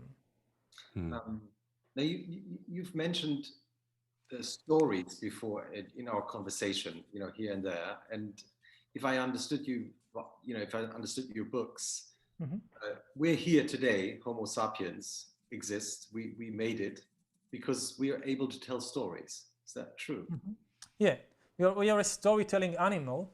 The deep source of our power is not individual wisdom, it's collective cooperation. We cooperate better and on a larger scale than any other animal on the planet. And the reason we do that is because of storytelling. The way to get 1,000 people or 1,000,000 people or 1,000,000,000 people to cooperate is you invent some story, you convince everybody to believe the story. As long as everybody believes the story, they follow the same rules, the same laws. And, religion is the most obvious example, but the economy is the same thing. Corporations are just a story. What is Google? What is Mercedes-Benz? What is Huawei? They are just stories created by lawyers. What's a corporation? You ask a lawyer, what's the definition of a corporation? It's a legal fiction. The only place corporations exist is in our own imagination. Somebody invented this genre of stories, like they invented comedy and tragedy, they invented corporations. And as long as enough people... So in your book, you give this example of Peugeot, which is very concrete. Just exactly, can you tell us the example why corporations, or as we say in German, GmbH, is so important for the limited liability companies. Right. They are important because they now rule the economic world. You look at the last 6 months or so, entire countries are going bankrupt, but Apple and Amazon and a couple of other corporations have doubled their value and made hundreds of billions of dollars, and they are so powerful now. And what are they? So you look at a car company like Peugeot, and you ask, what is it? So people would say, well, it's cars, they make cars. But obviously the cars are not the corporation. The corporation makes cars. But if you take all the cars and there is a new environmental regulation and you scrap all the cars, the corporation is still there. It just manufactures new cars. So you say, okay, it's not the cars, it's the factories. It's the machinery, it's the building, it's the machinery. But no, it doesn't work. You could have some natural disaster like an earthquake or maybe a big war. In the Second World War, you look at Germany, look at Japan, so many corporations, they lost everything. All the factories were bombed to rubble. Corporation's still there. It just, it has money. If it doesn't have money, it borrows money from the bank and it builds a new building, buys machinery, back to business. So it's not the physical structure. So you say, okay, so the corporation is the workers. But that doesn't work either. Obviously the workers can say go on strike, demand higher wages, and the management just, you're all fired. We just hire new workers. You can do that. The corporation is still there. So you say, okay, it's maybe the managers. But you can fire the managers and hire new managers too. So it's the shareholders. Ultimately, the corporation is the shareholders. But that's not the case. Because, the shareholders constantly change. You buy, you sell, you die, somebody inherits. It's not the shareholders as persons. And so what is it? It's a legal story. That you have these lawyers they come, they tell a story, they write it in all kinds of very complicated documents, like with all the spells and sorcery of the law of the world of lawyers. And if enough people believe it, then it works. Again, like religion. That what is a god? It's a story in which millions of people believe. Some gods, nobody believes in them anymore, like Zeus. So it's easy to say that. I mean, even religious people would agree that all religions except one are fictional stories. The exception is my religion. You know, you But ask I'm driving around in a car at the end, and so if you are a car manufacturer, and it's just a story. For example, I'm Tesla. At the beginning, Tesla was a wonderful story without a car. Mm-hmm. But at one point in time, there had to be a physical manifestation of the story. And maybe it's the difference between just being a story, which may be a religion, and moving around actual religion stuff. also has a lot of physical manifestations. You have temples, you have statues, you have books, you have festivals, you have wars. All of them, the stories have a real impact on the world. That's the whole point. Mm-hmm. So and what happens if you stop believing in the story? If only you stop, it doesn't really matter. I'm a crazy person. Yeah, you're a crazy person. But if enough people stop believing, then the story evaporates, the thing collapses. So it can happen with money, that people, like, you know, Germany in the 1920s, hyperinflation, people just stop believing in this story of money. You know, once what is it? It's nothing. It's just a kind of, as long as everybody believes it works, once people stop believing, it's nothing. I mean, today, I mean, in Germany in the 1920s, during the hyperinflation, at least the government bothered to actually print something physical, like the banknotes. Yeah. And the banknote of 100 billion marks or something. Today, they don't even bother with that. I mean, all the trillions of dollars and euros created since the beginning of COVID, they don't exist even as paper. It's just some official at the Federal Reserve goes into some file in the computer, in the main computer, and adds a zero someplace. Poof! $1 trillion has just been born out of nothing. Now, as long as you and I are willing to accept these dollars in payment, like I work for a month, and at the end of the month, somebody transfers some bits in a computer file to my computer file, and I'm happy with that, it works. But may I mention one history book, which is not written by you, but it's a great book.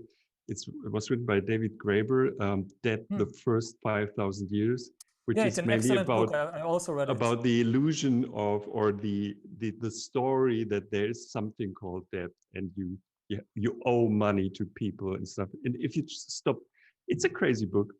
If you stop believing, it's changes everything. It's much more than debt. I mean, even you just think about property. Forget that. Property. It's just a story. I mean, you know, lions don't own zebras. How come humans own cattle?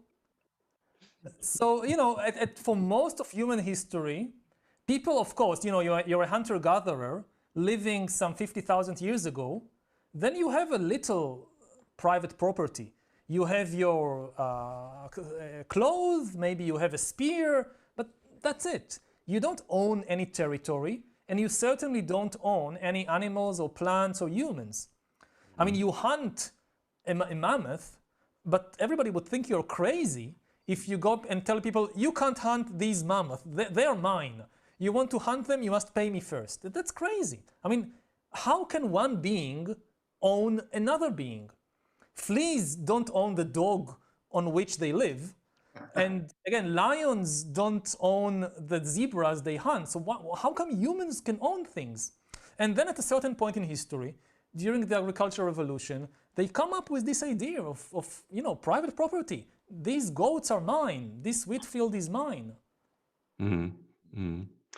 May I come back for a second to a thing we mentioned before, the meaning of life? Because I'm still thinking about this. If there's no meaning at all, right? So there's no sense. There is no script to the cosmic musical. That's what I mean. I'm saying. And I found, I just quote out of my mind, I think you said, luckily enough, our ethical system isn't only derived from religions, Mm-hmm. but in a Harari world, what's the foundation of, for example, empathy or ethics at all? Why should I worry about AI affecting other people? Why should I care? So what's the foundation in your world for ethics, for example? No, it's very simple. I mean, Ah, it suffering. is wonderful. Yeah. And, I mean, yeah, why? But I don't care if you suffer. do you care that you suffer? Yes. That's a start. I mean, that's an important start. At least Mhm. we have something to build on, especially as usually it's quite difficult to cause suffering to others without causing suffering to yourself at the same time. Whether it's on kind of a large scale, that somebody who is an annoying and mean person who lies and steals and so forth is going to have probably a pretty bad social life. And humans are social animals. And if most of the people around you don't like you, you are very unlikely to be happy. Very difficult.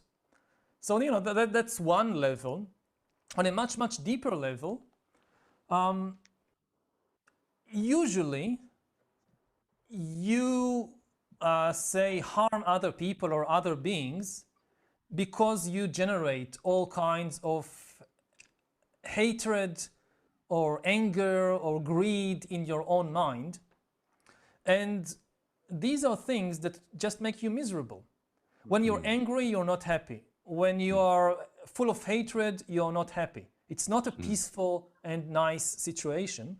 Now, very often in life, it happens that, I mean, I think it's fair to say that for 99% of people in the world, there are exceptions, especially powerful people. But most people, they cause more misery to themselves than anybody else in the world. Because very often we generate a lot of hatred or anger, and we don't do much with it. Like, I hate somebody, I hate my boss at work, and every day this boss, and I never do anything about it. I don't murder him, I don't know whatever. So he doesn't even know that I hate him maybe, but it makes my life miserable every day. So it's quite difficult actually to cause suffering to other people without causing suffering to yourself in the process. Another related problem is that, and this goes to a question about empathy, Yeah. that very often to harm others, you need to kind of place a veil of ignorance over your own eyes, over your own mind. And this ignorance stays, that you become insensitive, and your ability to experience and understand the world is limited by this insensitivity. You know, like, it's not a coincidence that in extreme cases, you know, people, I don't know, guards in concentration camps constantly being intoxicated. And that's a very miserable life. That, yeah, you harm, in that case, a lot of other people, but you live your entire life in a kind of ignorance. And it becomes more difficult with time because you really don't want to know the truth because it will be extremely painful. And people get trapped in these kinds of situations. That then you see it, you know, even on the level of entire countries, that, you know, for outsiders, it's very obvious what's happening in that country. But the local people, they will never admit it. They constantly have these internal mechanisms and defenses not to understand what is really happening. And they pay a price. They become, to some extent, you can say it makes you stupid and it makes you cruel, and it's hard to be happy when you're stupid and cruel. I think that that's one of the kind of punishments of racism is that racist people tend to some extent to inflict on themselves. I mean, they inflict a lot of harm on other people, but they become stupid and cruel as a result of that. And it becomes more and more difficult with time because it becomes more and more pain. I mean, the moment you would lower down your defenses, you would have to deal with an enormous amount of pain. Not just the pain that you caused others, but you'll have to deal internally with an enormous amount of pain. So you kind of just postpone it, and it's just a snowball that becomes worse and worse and worse. But how can I deal with all the suffering in the world? We are in a connected world now. It's totally possible to know a lot about the suffering everywhere on this planet, almost everywhere, at least on a higher level. So you have to become really depressed because I can't do anything about this. Oh, you can do something. I mean, you can't solve all the world's problems. Again, you have to be realistic. If you have this kind of, again, very self-centered view that the entire universe revolves around me, which also means that I'm responsible for all the suffering in the world. You mentioned that before, didn't you? You mentioned that before, didn't you? Yeah. So this is, I mean, but once you have a more realistic approach, I mean, much of the suffering in the world, it's not because of me. I can do my best. I can do something. I mean, ideally, choose one thing and focus on that. You can't solve all the problems of the world. And, this constant, a lot of people, let's go back to the vegan issue. It's a good example. That, when somebody tells you that I'm a vegetarian, I stopped eating meat. So there are two kinds of reactions that some people say, yes, but you still drink milk, you still wear leather shoes, you still do that, you're a hypocrite. And I think that's completely unhelpful. Now, if somebody takes a step in the right direction, you should congratulate them. And maybe this is the best they can do. You don't know what their situation is. And it's always best in this situation to, again, the purest fantasy that we can be 100% pure and that we can solve all the problems of the world on me. This is really a depressing and counterproductive approach. And you know it because if I got that right, I mean, for a certain point in your life, you thought, well, I have to try to live a purest life. I toyed with the idea, but it was, I mean, this is where my historical background as a historian really comes to my help, that in history, there is no salvation. Purism never works. I mean, you see it again and again and again, that in the long run, the purest expectations cause some of the worst disasters in human history. Christoph? Yes, Jochen, I was just about to ask you.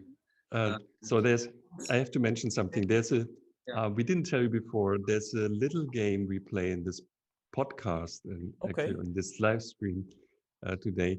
So every one of our 33 guests played the game. It's a really simple game, and I would ask you to play it with us.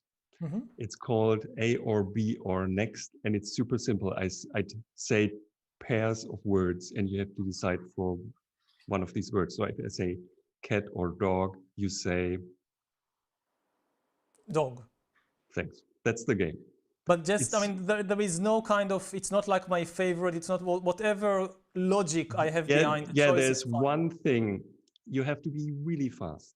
Really fast, okay. So it's about the Kahneman thing of we want to see the fast system, not the slow system. Okay. Which is really interesting. And there's a second rule. I have 64 questions today for you. And Christoph is our referee, and you can say next 6 times, so 10% of the questions. When you don't want to decide or you don't know or what is he talking about, you just say next, but you can only do it for 6 times, okay? Okay, start. So be fast. I'm starting now. concentrate. So, Mhm. snooze or get up, Get up. heat or haste, Heat. heed or haste, Heed. yes or maybe, Maybe. sharing or having, Sharing. beautiful or not beautiful, Not beautiful. mother or father, Father. new or old, Old. future or past, Past. order or chaos, Chaos. immortality or rebirth, Ooh. Immortality. buried or frozen, Buried. to do or not to do, Not to do. known or unknown, Unknown. knowing or googling, Knowing. incense or open window, Open window. inspiration or stimulation, Inspiration. start or stop, Start. money or no money, Money. passive or active, Passive. esoteric or ascetic, Or ascetic, esoteric.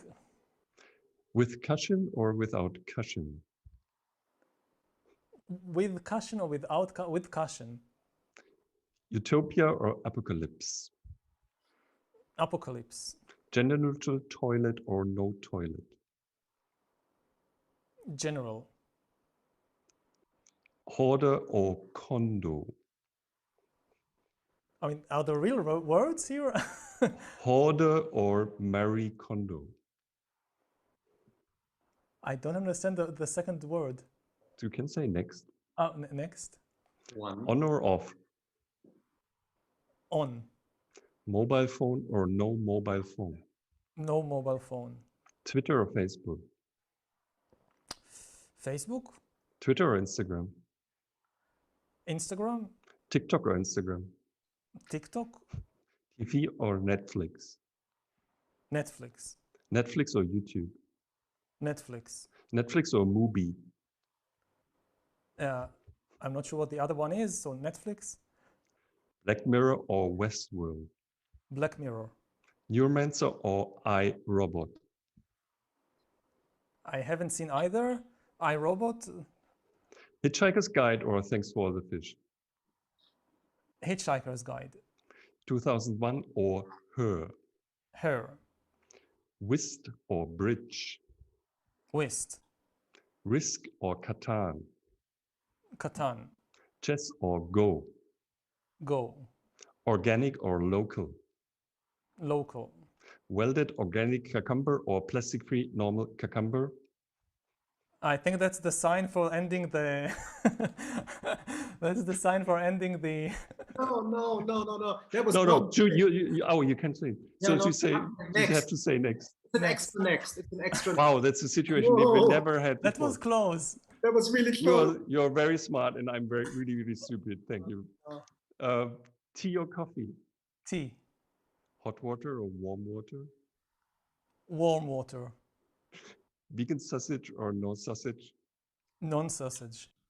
Shakshuka or hummus? Hummus. Shakshuka or sabish? Sabich. Sabich. Sabich. Hummus or fool? Hummus. Tel Aviv or Jerusalem? Tel Aviv. Banana drum or Hilton?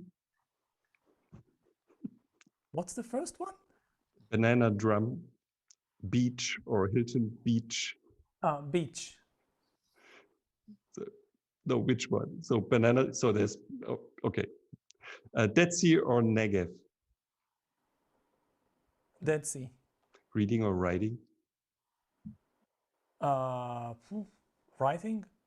Book or e-reader? Book. E-reader or no reading? E-reader.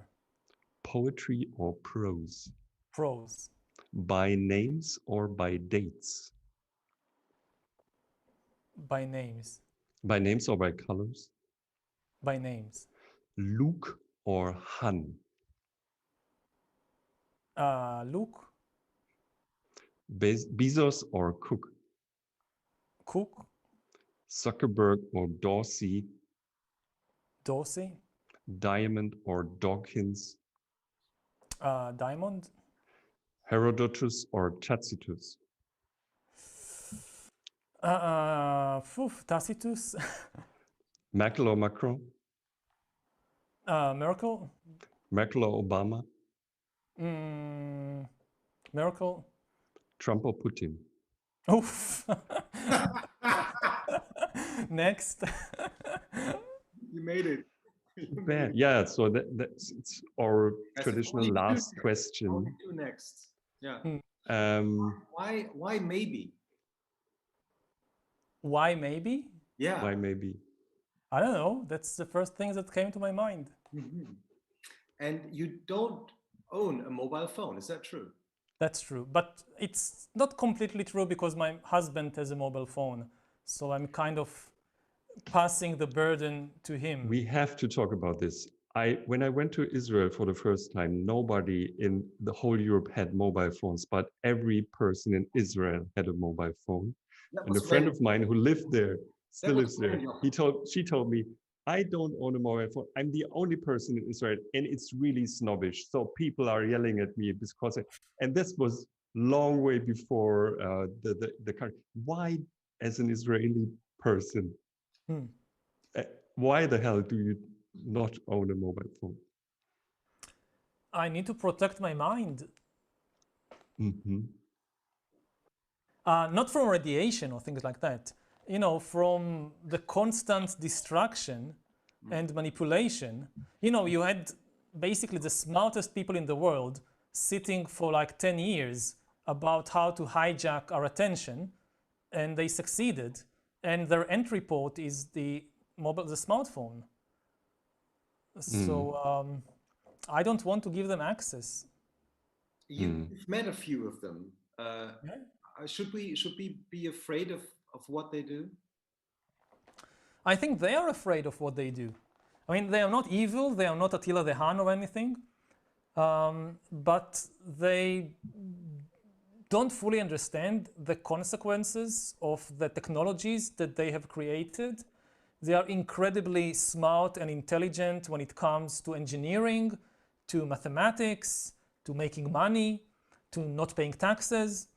But when it comes to understanding the full social and political and psychological consequences of their creations, they don't have a deep enough understanding. And that's very, very dangerous. Again, I think most of them, I would say, have no plan to take over the world. Most. I'm not willing to kind of vouch for each and every one of them. Right. But my impression, most of them, and I mean, let's take an example. If you look at the Cambridge Analytica scandal in 2016 and all this manipulation of the elections, and what struck me is that this was Cambridge Analytica, not Facebook. I mean, obviously, Facebook had the power to decide the US election in 2016, and it did not use that power. Some tiny third party with a tiny part of the power of Facebook tried to do it, but not Facebook. I don't think the results of the 2016 elections were what Facebook intended. And how can you explain that? One explanation is that they just didn't realize they have the power. Another explanation is that they were too afraid to do it. Because, it's like, it's a one shot. If you succeed, you have immense power. But if you fail, this is not something that can be forgiven. So that's another explanation, that they were just too afraid. Or it's their business model. I mean, they're afraid they would destroy their business model. But that's the thing. I mean, their business model of all these guys is really ridiculous. They are making peanuts compared to what they could make. I mean, we are talking about people who, first of all, politically could control countries. And you can make a lot more money from controlling countries than from selling stupid advertisements. I mean, how much money they make out of selling advertisements? A couple of 100 billion? That's not a lot of money in today's time. Especially when the central banks are constantly creating more money out of nothing. So you make $100 billion and the Federal Reserve just create $1 trillion out of nothing, that's more impressive. Now, I mean, even if you forget about controlling countries, you want advertisements? Okay. They have the power to completely destroy the advertisement industry and replace it because, you know, advertisements are so inefficient. Like let's say I want to buy a car, yeah? So how does advertisements work? I want to buy a car, and then Mercedes and Toyota and Tesla, they pay all these marketers and creators to do these silly commercials, and then they pay Facebook to show me the advertisements at the right moment, and then hopefully it will manipulate my choice into buying Tesla or into buying Volkswagen. Now, at present, Google can do something far, far more simple, or Facebook can do something far, far more simple, which is just have a new service. We'll tell you which car to buy. We know everything about you, more than anybody else in the world. So you want to buy a car? Wonderful. You just Google, hey Google, what car should I buy? That's it. And you know, Google knows so much about me, or Facebook knows so much about me. They know my taste, they know my budget better than I know it. They understand my political views about oil in the Middle East. They know my views on the environmental crisis. And they can tell me, look, based on everything we know about you, and based on everything we know about all the cars in the world, because we can't be fooled. I mean, these advertisements, they are obviously not telling you the truth about the car, but we know the truth about the car. So we have looked at all the cars in the world and at everything we know about you, and we are telling you to buy that model of that company. And that's it. But no more advertisements. And I mean, if it works, assuming again that they are honest brokers, they are not manipulating anything, I would be much happier because I would really get the car that is best for me. And instead of paying, and Volkswagen or Tesla or whatever, instead of paying for all these market advisors and the creators and whatever, they just pay to Google for the service, and bang, no more advertisement industry. That's much more simple than the current model of, say, destroying the democratic system in order to to make a few bucks from selling advertisements. There's a big debate these days, especially about Cambridge Analytica, for example. If it's really the case that they were able to move the needle as far as we thought before. And I realize we are in the digital business, so there's a debate in marketing if it's really that easy to have these super targeted ads telling Jochen which car to buy, and that's it. So sometimes the simple stories are just too simple to describe the world, and it's not that easy to influence in such a way opinions of whole people or my buying decision. It seems sometimes it's more complex. And it's never perfect. Nothing in the world is perfect, including the ability to understand people and to manipulate their decisions and opinions. But you don't need perfection. You just need better than the current situation. And you know, about decisions people make about which cars to buy or which political party to vote for, already they make so many mistakes. So the system doesn't need to be 100% accurate. It just needs to be significantly more accurate on average than the average human brain, which is not such a good system for making decisions. So it's not a very high bar. It's one of your key arguments, right? That we as human beings are hackable. Yes. Again, not because the computers are so good, but rather because humans are not as perfect as they tend to think. And yeah, I mean, for all of history, it was not possible. You need a lot of data and a lot of computing power, and nobody had that. But now, or in the very near future, we will have it. Hmm.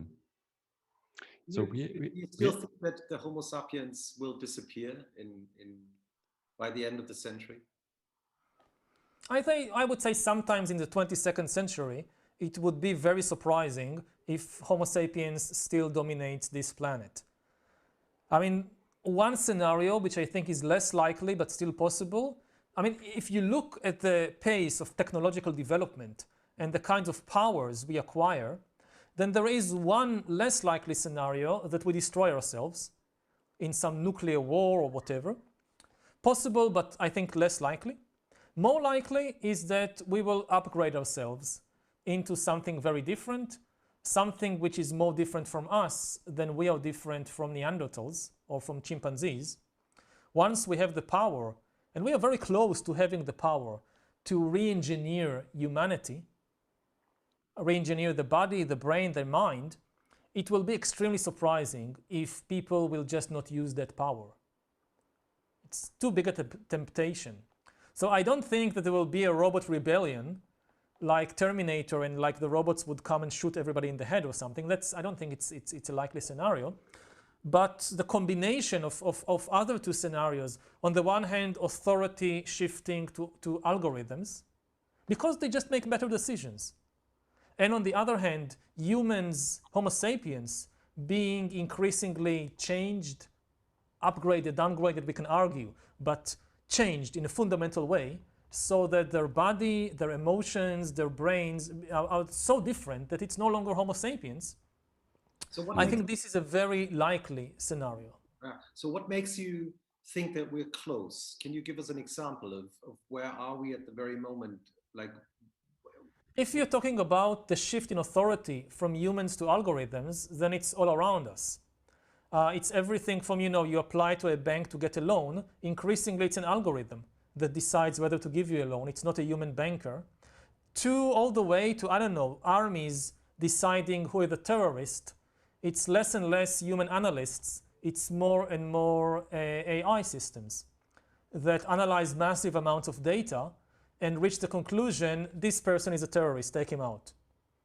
And who knows? I mean, the whole thing about how algorithms make decisions is that we can't understand it. Europe has this new kind of rule, regulation of the right to an explanation. Mm. If an algorithm made a decision about your life, like not giving you a loan, you have the right to ask an explanation.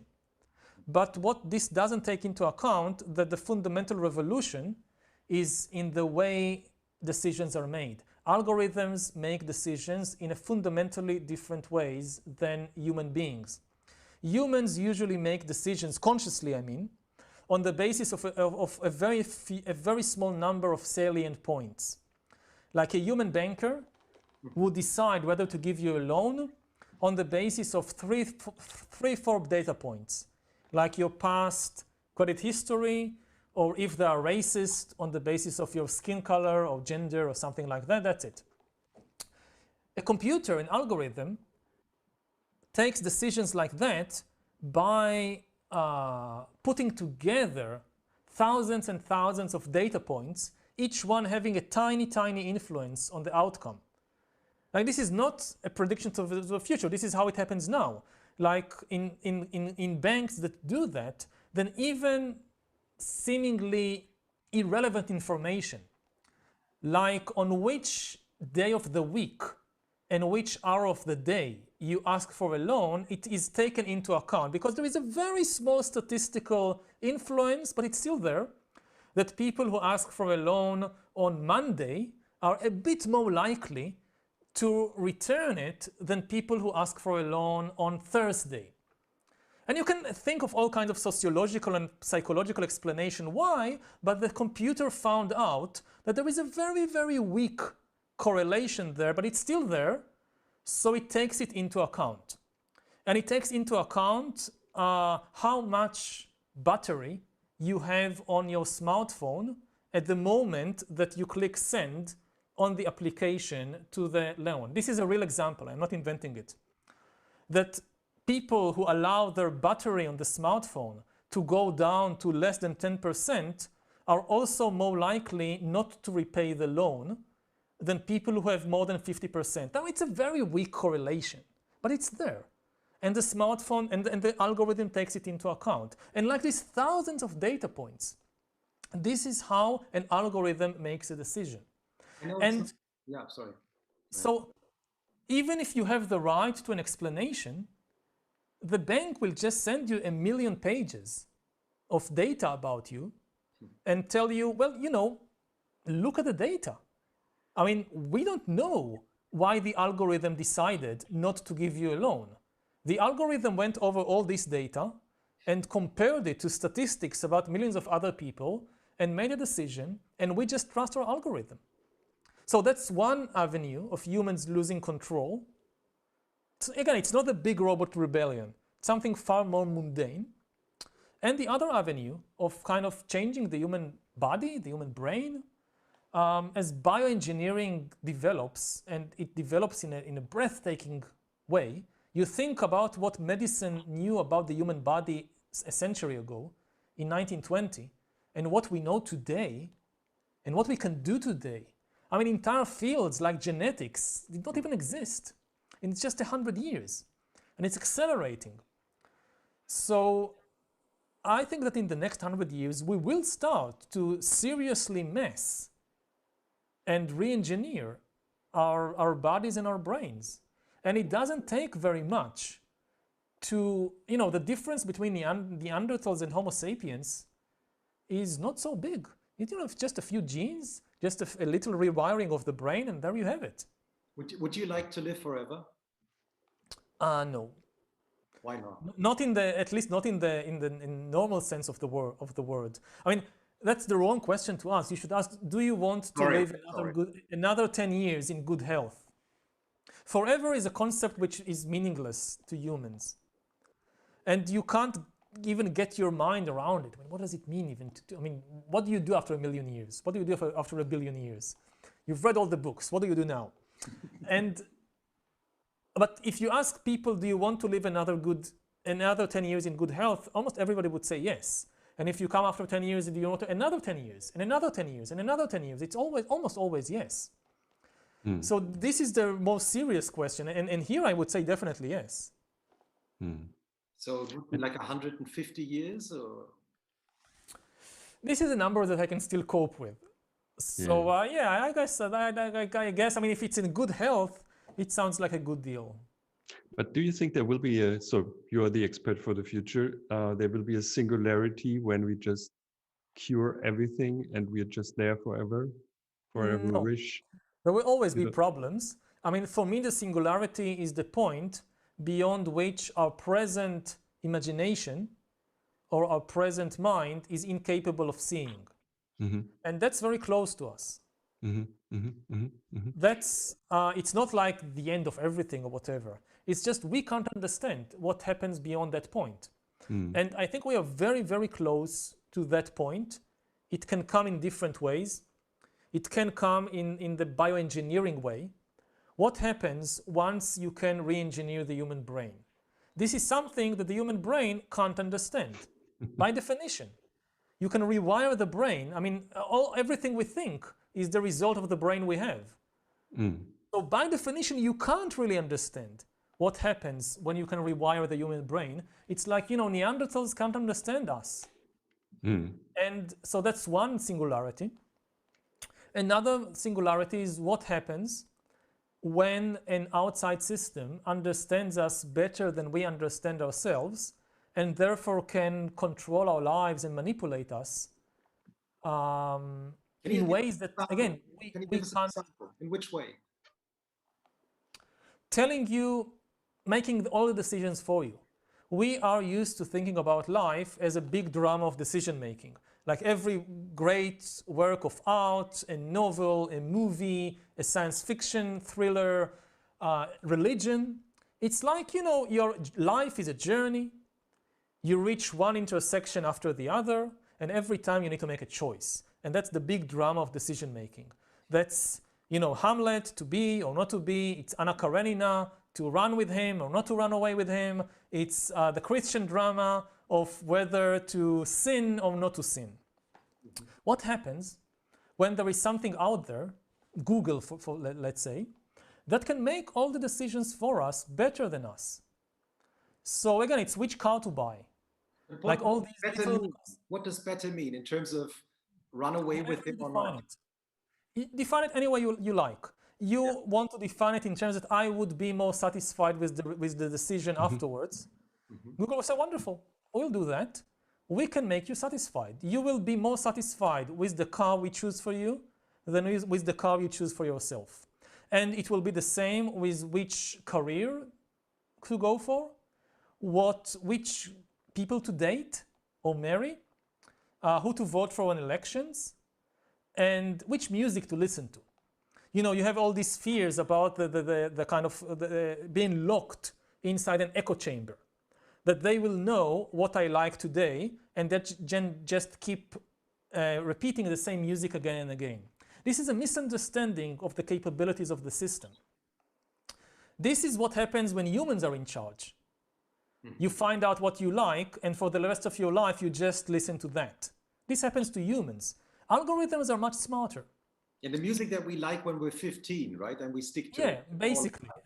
So algorithms, they will know what you like, but they will also know that for you, at your age, in your situation now in life, jazz is the thing. And it also knows that humans have a difficulty with new music because they are not used to it and they don't like changes and things like that. So it doesn't immediately bombard you with jazz. It wouldn't work. First of all, it finds out the kind of percent. It gives you Sade. Yeah. Like pop jazz, soul jazz. It starts with easier things. It chooses the right moment. Following what's happening in your body, there are times during the day or during our life when we are more open to new experiences. This now, that's the perfect moment to hit you with a new cuisine or a new musical style or a new book. There are times that nothing works. This is the time you need reassurance, you need the familiar thing. And a system that, say, follows your biometric signs 24 hours a day will know the right moment to introduce you to a new artistic style. And also how often to do it. If you do it every day, it's overwhelming. So it knows by experience that for you, 6% novelty is the ideal. 10% novelty, it's too much. You won't handle it. 2% novelty, it's too little. You're missing so many opportunities. 6% novelty, that's for your personality type, with your life history, with your situation, will hit you with 6% novelty. And will choose the right moment in the week, in the day to do it. What's so terrible about this world? Why is that a terrible world? Isn't that a great world? That's a very good question, which we don't know the answer to. I think the best book that I've read about it is Brave New World. This is exactly the at the heart. Unlike 1984, which is an obvious dystopia, nobody wants to live in 1984. Brave New World is far more complicated because everybody is satisfied all the time. Because, of course, he wrote it in 1931, so the technology was very primitive compared to what we have. But this was the idea, that by hacking human biology, you can make people satisfied most of the time. And it's a very complicated philosophical question. What's wrong with it? That's one of the 3 books you would take to a lonely island, right? I've read it a couple of times, so I'm not sure about it. In one of the interviews I read that you gave, you talked about, wait a minute. So you gave an interview to Nicolas Berggruen. You had a conversation with him in Los Angeles, and he asked you which books you would take to a lonely island. And you said Brave New World. You need to kind of interpret these questions in a non-literal way. When people ask you which 3 books you would like to a lonely island, they don't quote me on that. which 3 books you would take to alone? I would probably take a book about, I don't know, medicine and how to survive in the wild or something like that. This would be much more helpful than Brave New World. But as somebody who's sometimes interviewed in these situations, I understand they're actually asking me to recommend 3 books, and they are doing it in a cute way. So they ask, what would you take to a lonely island? But So the second book was Poor and Rich by Jared Diamond, of course. Yeah, someone, a writer that I think you appreciate his work a lot. And the third book, and I would like to ask you about this one, is a book about chimpanzees by Frans de Waal. Why would you choose this? Why did you apparently enjoy reading this book about chimpanzees? yeah, I mean, it's Chimpanzee Politics by Frans de Waal. It's just one of the books which most influenced my thinking. So, you know, it really kind of changed the way that I look at the world, certainly the way that I look at animals, but even the way that I look at humans. Why? I read it like many, many years ago. And at the time, I'm not sure what I thought about animals, but after reading that, I realized that the gap between humans and other animals is much, much, much smaller than humans tend to think. That on the level of not just, you know, not a bodily or genetic level, on the level of emotions, of social relations, even of politics, we are not as different from chimpanzees and by extension other animals as we like to imagine. So this was kind of, I mean, today it's such an integral part of my way of thinking that I would say, well, it's obvious. But when I read Chimpanzee Politics, it wasn't obvious at all to me. Can we come back for a second to the future vision for humankind?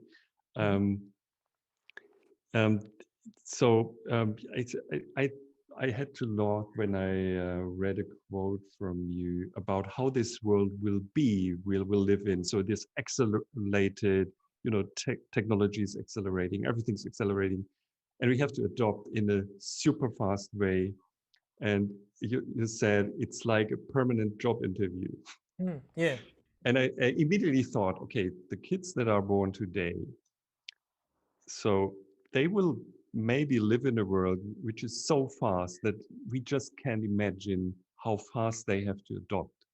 And you as a historian, so I'm not a historian, but I'm aware of the fact that, for example, 100 or 200 years ago, people couldn't imagine to travel that fast. And they just thought they would die or faint or whatever. And now it's super the enormous thing to fly, whatever, to Japan. And do you think it's possible that we just do the same thing we did all the time, adapt to the next accelerating phase of humanity? We will adapt, I think, but we will adapt by changing. And this time, as I said, we might change our bodies and minds and not just our tools and vehicles, because this is a kind of technology we now have.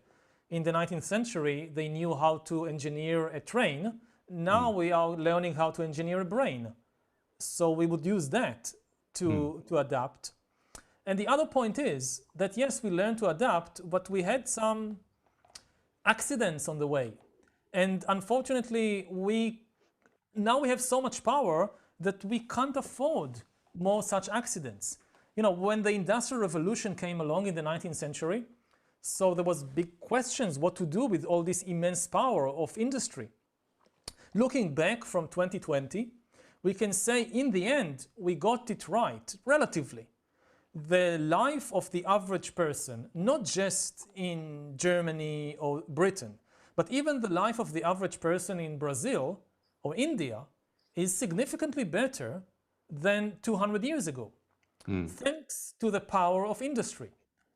Thanks, there is more food, there is better medicine, women don't die in childbirth like they used to, and so forth. But that's true. But on the way, we had some terrible accidents, like the 2 world wars, like imperialism, like the Cold War, which almost destroyed us. And this was part of the learning process of what to do with the power of industry and how to organize industrial society.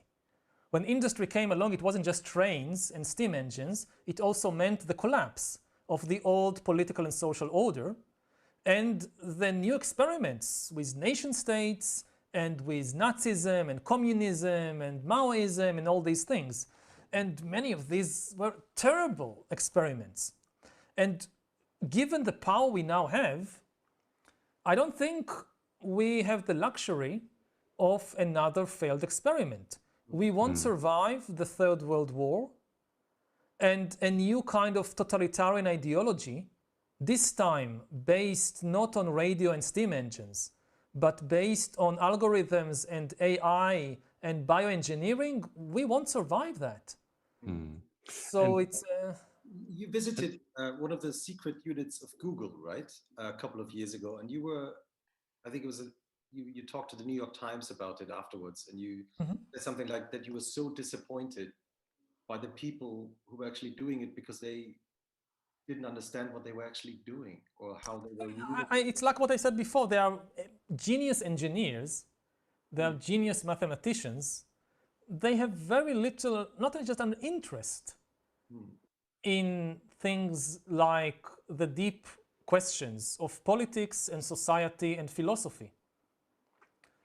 But they have the power to completely revolutionize not just society and politics, but really, I mean, they are dealing with kind of the philosophical holy grails.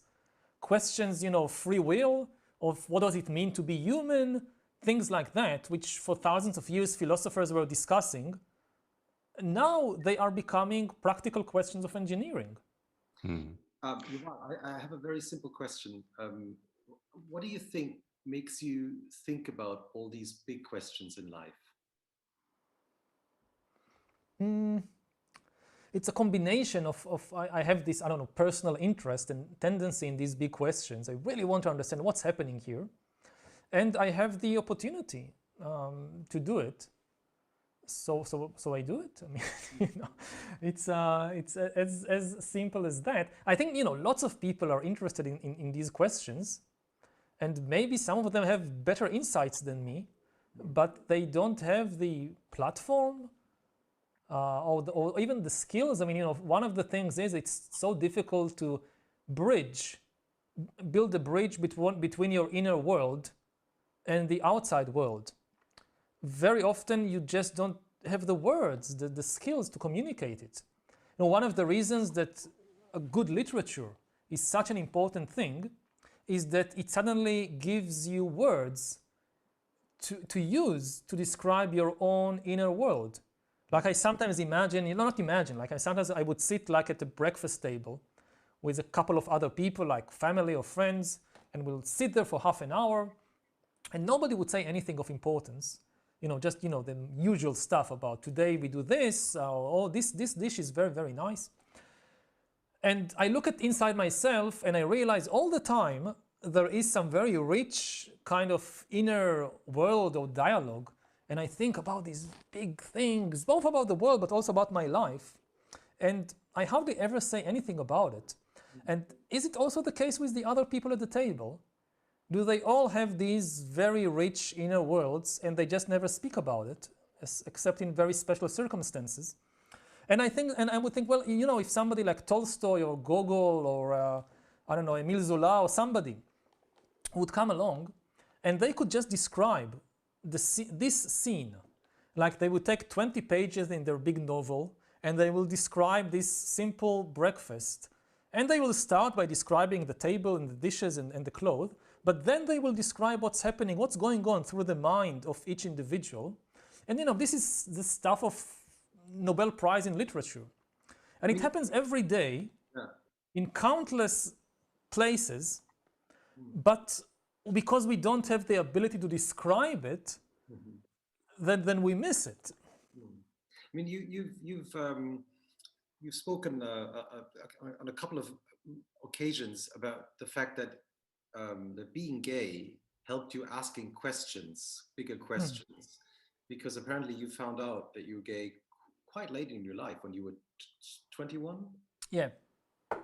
So in which way did that help you ask these questions? Again, it makes you question the basic stories of your society. I mean, when I came out, yeah, it was 20. I mean, today it sounds quite late. Not just to come out at 21, but to realize that you're gay for yourself. At 21, it's quite late. But, you know, I grew up in a provincial Israeli town in the 1980s. So it's not like there was a local gay club and gay people on television all the time.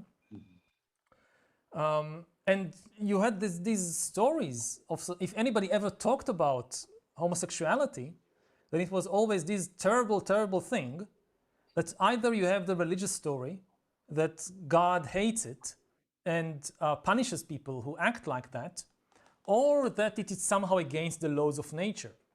And it's unnatural, it's some kind of disease or whatever. And everybody says so, and you believe it. And again, it's one of the things that looking back I realize is how complicated the mind is, that you can know and not know at the same time. That on one level, when I was 15, part of my mind knew 100% that I was gay. Right.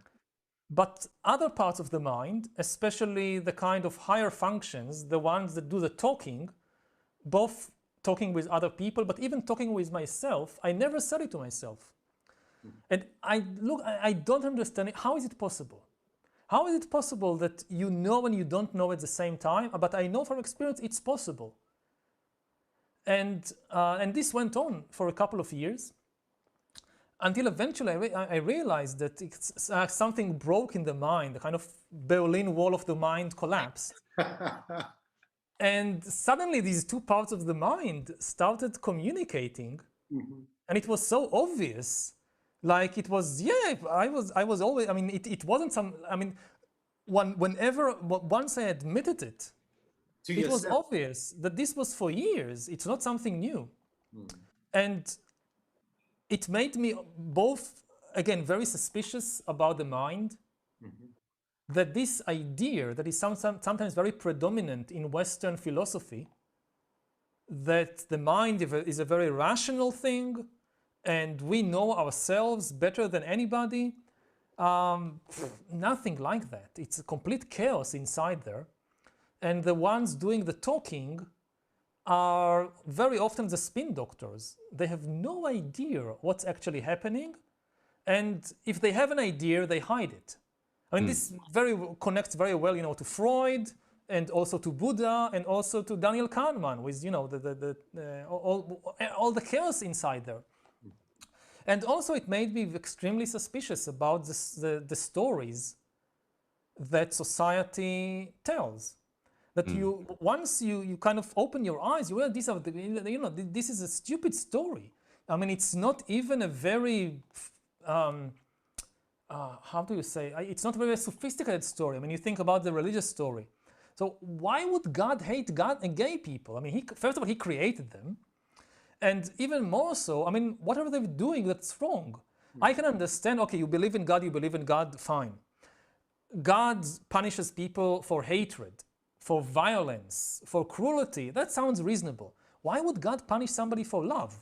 I mean, there is so little love in the world as it is, that you now go and start punishing people for love also. That's ridiculous. And similarly, the kind of scientific or medical explanation that this is somehow against the laws of nature. I mean, nothing can be against the laws of nature. If it exists, it means that it is in line with the laws of nature. The laws of nature, you know, it's not like the laws of a country, that the country says, well, you can't drive more than 100 kilometers per hour, you speed more than that, a policeman comes along and gives you a ticket. So it doesn't work like that in nature. That nature says, oh, you can't be gay, and then you're gay, and then a galactic policeman comes along, here is a ticket from the galactic police for being, it doesn't work like that. If it exists, it means it's natural. It doesn't mean it's good. I mean, there are natural things which are not good. I mean, people murder, people rape, that's natural. Doesn't mean it's good. But to judge what's good and not good, the argument, it's not natural, stop using it. There is no such thing. Nothing in the world can be prohibited by the argument, it's not natural. The only things that are not natural, they don't exist, like traveling faster than the speed of light. So no point prohibiting them. If you want to prohibit murder, you need a better explanation. Murder is bad, not because it's unnatural, but because it harms people, very simple. So similarly, if you think that gay people are bad, what harm do they cause? If they don't cause any harm, that's good. Is gender a story too? So is gender, that's a big debate, obviously, a social construct? Is it just a story we are telling ourselves? No, it's not. I mean, not everything in the world is just a story or a construct. Many things are real, biological, chemical, physical. I mean, women can have children because they have a womb, men can't. It's not some social construct.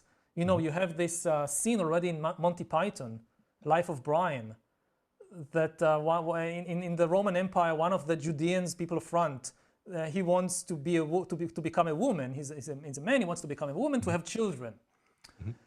And but then they tell, but you can't. You don't have a womb. And then he says, don't oppress me. And they agree that they would fight the Roman Empire also for his right to have children, to have a womb, or something like that. And yeah, I mean, when you reach that down, there is biology. Now, the big question is what things are dictated by biology and what things were invented by humans, by human imagination. What do you think? What would you think? Oh, it depends. Is there a line? Where is the line? I'm not an expert on, I don't know where the line passes, but so many things that throughout history people thought were biology turned out to be just cultural constructs. You know, women can't lead because they are not as smart as men and because they are emotional and whatever. And you look at the world today and you look at how different countries dealt with COVID. And I think the women leaders did a significantly better job than many of the male leaders. Many of the male leaders. Yeah. So we now understand this was just a story people invented. Now that you're mentioning the female leaders, I mean, you met Angela Merkel. Is it true you had 15 minutes with her? Something like that, yeah. It was a very short meeting. It's a very long meeting. With her. For her, it was probably quite long, yeah. Okay. So how did the meeting go? How are you, was it in Berlin, right? Yeah, it was in some public event. She was giving a talk, I think it was something with AI. And then we had some get together, and so we got a few minutes together. We didn't have a chance, you know, for a very deep discussion or anything. But what struck me was that she kind of, I mean, in person, she gave the same kind of vibe that I also got from many of her public appearances and so forth, that she really just came to work. That she doesn't have this, I don't know, hidden agenda of why she wanted to be leader. She really came to work. And you know, when she came to be prime minister, to be chancellor, this you could say, well, but that's normal. I mean, that's what everybody do. But today in the world, you appreciate it, that, oh, this is something to be appreciated. A politician who just comes to do his or her job well, with no kind of ulterior motives.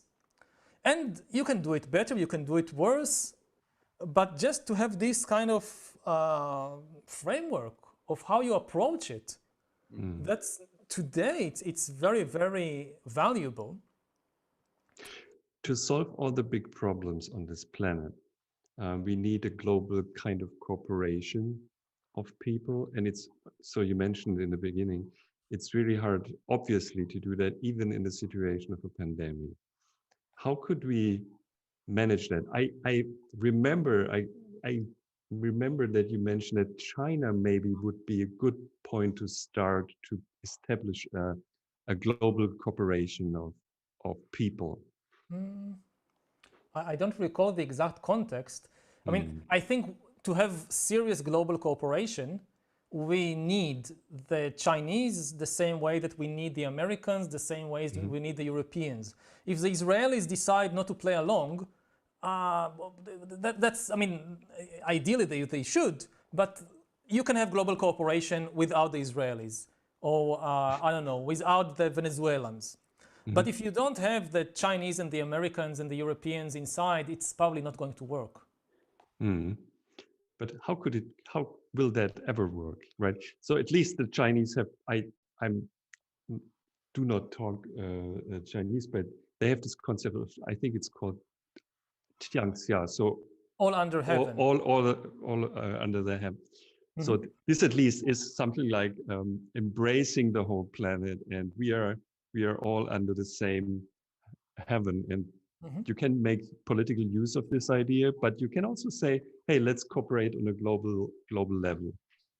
Maybe that's a fitting philosophy to start with. You know, I don't know if we can succeed. Maybe we fail. Maybe, I mean, we need global cooperation. I mean, COVID, we can somehow muddle through. It will be much more difficult. It will be much more expensive, but we can somehow muddle through with each country doing its own thing. But with the subsequent economic crisis and with the really big problems, and the really big problems, I think there are the three big problems. It's nuclear war. It's the old problem. It didn't go away when the Cold War ended. It's still here. We have the ecological crisis, which is getting worse and worse. And we have the technological disruption. Everything we talked about earlier with artificial intelligence, bioengineering, what it will do to the job market, what it will do to the human body, to politics. On these three fronts, global cooperation is key. You can't solve it on the level of an individual country. You can have any regulations you want about AI. It won't really be effective unless you get the Chinese and Americans also on board. To take a simple example, if you are afraid of autonomous weapon systems, you think it's a bad idea to create killer robots, and you kind of ban them in Germany, it's not going really to solve the problem unless you get the Chinese and the Americans and a couple of others to also have the same regulations. Otherwise, very quickly, you have a kind of AI arms race or killer robot arms race that you say, hey, we don't want to do it, it's terrible, but the Chinese are doing it, the Israelis are doing it, the Americans are doing it, we can't stay behind, so we have to do it also. And you talk to the Chinese, they say the same thing, we don't want to do it, but the Americans are doing it, so we also have to do it. So the only way to deal with it is through global cooperation. It doesn't mean that we'll succeed. Maybe we don't succeed, we don't have this kind of global cooperation, and that's more or less the end of humankind, at least as we've known it. Yeah, I mean, we've talked about it in earlier episodes of our podcast about the question of the fact that we now experience this year that governments can actually make very harsh decisions very quickly because of COVID, and change a lot in our society. Talking about freedom and regulations in our everyday lives. Why don't they do it when it comes to climate change? It's a question of political motivation, and it's a question. It goes back to storytelling. It's what you manage to focus people's attention on. To take a better counterexample, think about terrorism. Terrorism is such a tiny problem, and it gets so much attention because it's a good story. Well, you have to explain. That's what you have to explain. That why is terrorism a tiny problem only? Terrorism as a military and political strategy is the weapon of the weak. It's when you have no other choice, you have nothing, so you turn to terrorism. It almost never succeeds. In very few terrorist organizations have really achieved their aims of taking over a country or changing the global system or the economic system or whatever. It's basically theater. I mean, it does kill people, and every person killed is an entire world destroyed. I'm definitely not denying that. But when you look at the numbers, I mean, with all the talk about terrorism in the US after 9/11 or in Europe, more people die from nut allergy than from terrorism. Like I would tell the Americans, before you worry about the terrorists, you should worry about the nuts. They are much more dangerous to you. And it's basically the principle the power of terrorism comes from theater, that it's a theatrical production. It's about producing pictures. Yeah, you kill a very small number of people, but you do it in such a spectacular way that it's on every TV. It's on every radio show, it's on every newspaper. Billions of people are glued to the screens to see it, and they are terrified. It takes over the mind, it takes over the imagination. They start fearing that there is a terrorist behind every tree, and they are willing to suspend democratic liberties. They are willing to wage entire wars, invade countries, because they are terrified. That, terrorism is about terror. It's about the fear. That's what happened after 9/11. Yeah, I mean, I use this kind of parable that it's like, how does a mosquito destroy a china shop, a shop full of, vases and cups and things. Now, a mosquito can't move even a single glass. Mosquitoes can't destroy glasses. Too weak. How do they do it? They find an elephant, they get into the ear of the elephant, they drive the elephant insane, and the elephant destroys the china shop. That's basically what happened in the Middle East in the last 2 decades. That Al-Qaeda by itself could not have conquered, or ISIS initially could not even exist. Certainly could not have taken over entire countries or destabilized entire countries. But they got into the ear of the American elephant, and the American elephant destroyed the Middle Eastern China shop for them, and then they flourish in the chaos it created. And the overreaction to terrorism is the main problem. And now the terrorists know that. That's why they think like theater producers. Their main consideration is, how do we get the headlines? What do we do that nobody could ignore? So many more people die every day from domestic violence, for industrial accidents, from malnutrition. And you don't get it in the news. And that's why, it's such a huge political thing. But actually the problem is very, very, very small. It's not an existential threat. It becomes an existential threat only when it really hijacks the attention and causes countries to go wild. Climate change is a completely different story. That's a big one. But unfortunately, let's say you're going past, you have these stores selling televisions, and on one TV set, you see breaking news, terrorist attack, and on the other TV, you see some new research about climate change say that emissions last year has gone up by 0.8% something. It's obvious where your eyes will be glued. And that's the power of terrorism. But is it also sort of the natural problem of us as Homo sapiens, that we are not, apparently we're not able to fully realize that we should also look at the other TV, not only at the one who's broadcasting television? Yeah, because that's our kind of evolutionary baggage, that as hunter-gatherers, we couldn't do much about the environment. It was, of course, important, it affected us, but the thought that, our campfires are polluting the sky, and because of that there is not enough rain or something, this never happened in the Stone Age. But people were all the time concerned that, the tribe on the other side of the hill, somebody might come at night and murder you. So these are the kinds of things we are kind of evolutionary programmed to fear. To take a similar example, many more people are afraid of spiders and scorpions and snakes than they are afraid of cars. Now, cars or traffic accidents kill more than 1 million people every year. Spiders, as far as I know, they killed a handful of people all over the world every year, almost nothing. But many more people are afraid of spiders than of cars. Almost nobody is afraid of cars. Have this visceral fear. A car! Get it out of here. No, nobody's afraid of cars. Not because they are not dangerous, but because we don't have an evolutionary kind of program to fear cars. There were no cars in the Stone Age. So it doesn't look dangerous, it doesn't look frightening. Spiders look frightening. Is it true that you still catch mosquitoes in the night and then you let them? Sometimes. It's a very Buddhist thing to do. That's so Buddhist. I mean, Yeah, I mean, I think that it's a good training for the mind. Hmm.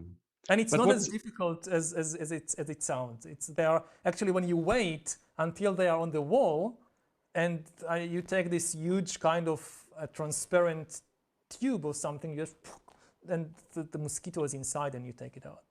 Can I? So, what would be a good story to so that we understand climate change? What would be a helpful story?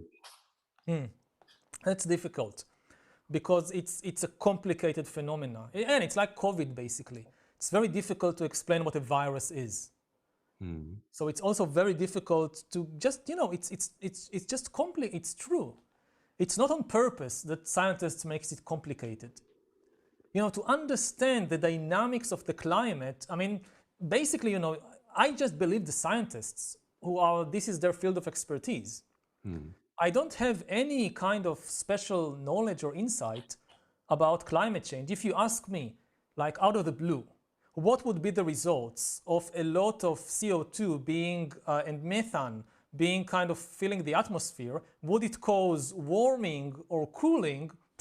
I don't know. I mean, both scenarios sound possible. And so basically, I read the scientific literature and I believe what they say. I have no special knowledge in that field. But how to make the story kind of... One danger is that in order to make people listen, you exaggerate things and you start dealing in new fictions. Like some people imagine that because of climate change, the oceans would rise and flood entire countries. Now, this is not going to happen, certainly not anytime soon. When we are talking about a rise of a few meters, maybe a few dozen meters if things are really catastrophic. And of course, in storms and so forth, it means further in. But certain countries, if you're an island like Kiribati, a small island in the Pacific, then yes, you could be flooded. But in Berlin, you don't have to worry about the Baltic Sea taking over Berlin. It's not going to happen anytime soon. But when people use these scenarios in order to grab attention, it's kind of counterproductive, because if you believe that and later on you read the literature, then you realize, no, that's not the danger. And then you think, oh, right, so the people who say that this is all conspiracy, they are right. So we have to be very careful here and not to go in the kind of apocalyptic Hollywood movies and be more realistic. But I don't know. I mean, if I knew how to tell the story of climate change in a really kind of appealing and accessible way, I would do it. I don't come, again, I can do it with history because that's my field. I hope if we don't find the answer, this will kill a lot of people, right? Yeah. Well, there's one example. I was just thinking about your new book, because at the very end of the book, you have a lawsuit. Yeah. Against us, against all of us, against the Homo sapiens, Mm-hmm. killing many animals. Was that like 50,000 years ago? It began around 60,000 years ago. Right.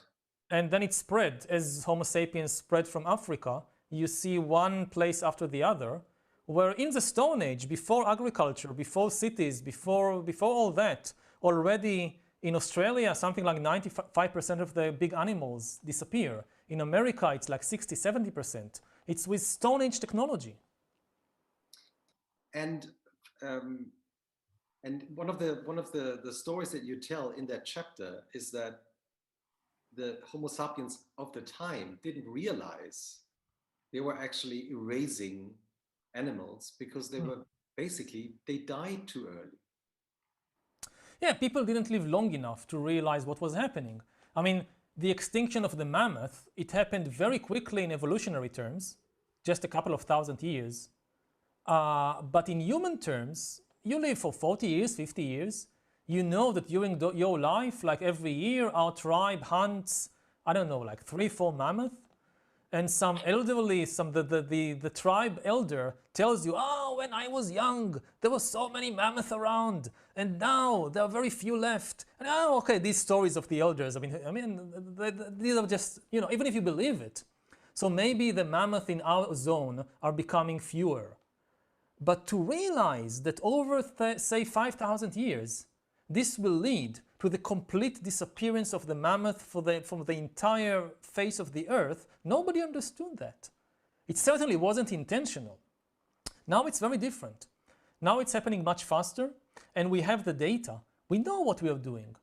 So it's quite different from the situation in the Stone Age. I just have to take a minute to go to the toilet. Yeah. No problem. That's totally normal in our podcast. So I'll be. Yeah, take off the microphone so we don't have that. Yeah, he did already, I think. Famous moment of what's the movie again? Lieutenant Drebin. Oh my God. Nackte Kanone. Danke, Maria. Nackte Kanone, genau. Wenn Maria Pedia nicht hätten. Wie schmeckt euch das Essen heute so? Köstlich, köstlich. Also ich kann noch mal empfehlen meinen Gokuyo Genmanshai. Es war wieder viel zu viel. Ja, Christoph, du hast wieder viel zu viel Wasser. Aber gebt's an die Familie weiter, ja? Mhm. Ich glaube, ich mache mir tatsächlich noch ein Wasser warm. Ich habe auch, ehrlich gesagt, ich habe jetzt so heimlich ein paar Kekse gegessen hier bei. Was? Ja, also Hört man eigentlich, dass unser Nachbar die Stereoanlage total aufgedreht hat? Nein, hat nichts gehört. Und schreiende Babys? Auch nicht? Gut, Also, sehr gut. Aber dafür, dass unser Gast Yuval heute ja gar nicht, also schon so viel. Er hat so viele Interviews heute schon gegeben. Ja. Und war sich nicht sicher, ob er lange durchhält. Aber eine Batterie haben wir ja schon. Mhm. Also eine zweite sollten wir schon schaffen. Wir haben ja noch nicht mal angefangen. Ne? Was ist das nächste Thema, Jochen, was du gerne ansprechen würdest?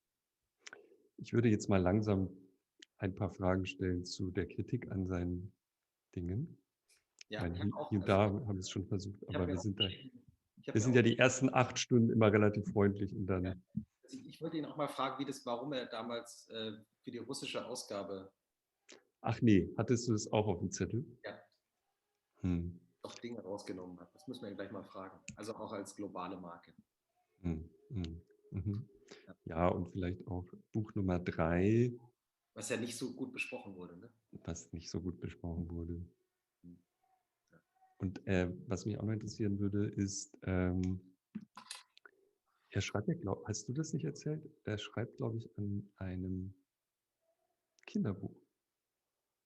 Habe ich gehört. Ich weiß gar nicht, ob das offiziell ist. Och, das können wir ja auch mal fragen. Du isst jetzt Kekse? Sorry. Das kommt ins Protokoll. Grüße gehen raus.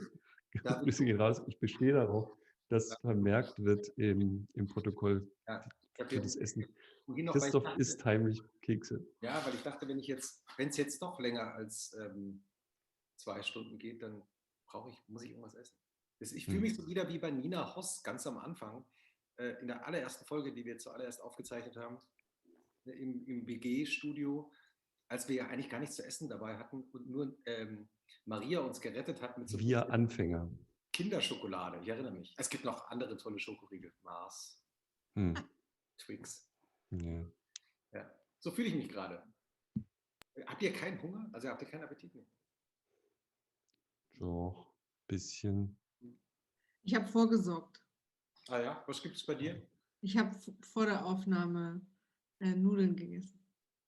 Ja. Falls jetzt jemand gerade einschaltet und sich wundert, was wir hier tun, liebe HörerInnen, wir warten auf die Rückkehr unseres Gastes Yuval Harari, ein Gast, der, wie das in diesem sehr langen Podcast und auch in diesem Fall auch eben sehr langen Livestream üblich ist, kurz mal woanders hin musste. Ein Gast würde dem Podcast gut tun. Und wir überbrücken traditionell diese Stelle mit Dingen, mit Gesprächen. Uns wurde so ein bisschen abtrainiert, wir dürfen nicht zu viel über unsere Gäste sagen, weil dann beschweren sich manche, dass es sehr unhöflich ist, in Abwesenheit der Gäste über sie zu sprechen. Andererseits ist es eigentlich auch Tradition. Wie läuft es denn so? Oh, you're back. Welcome back.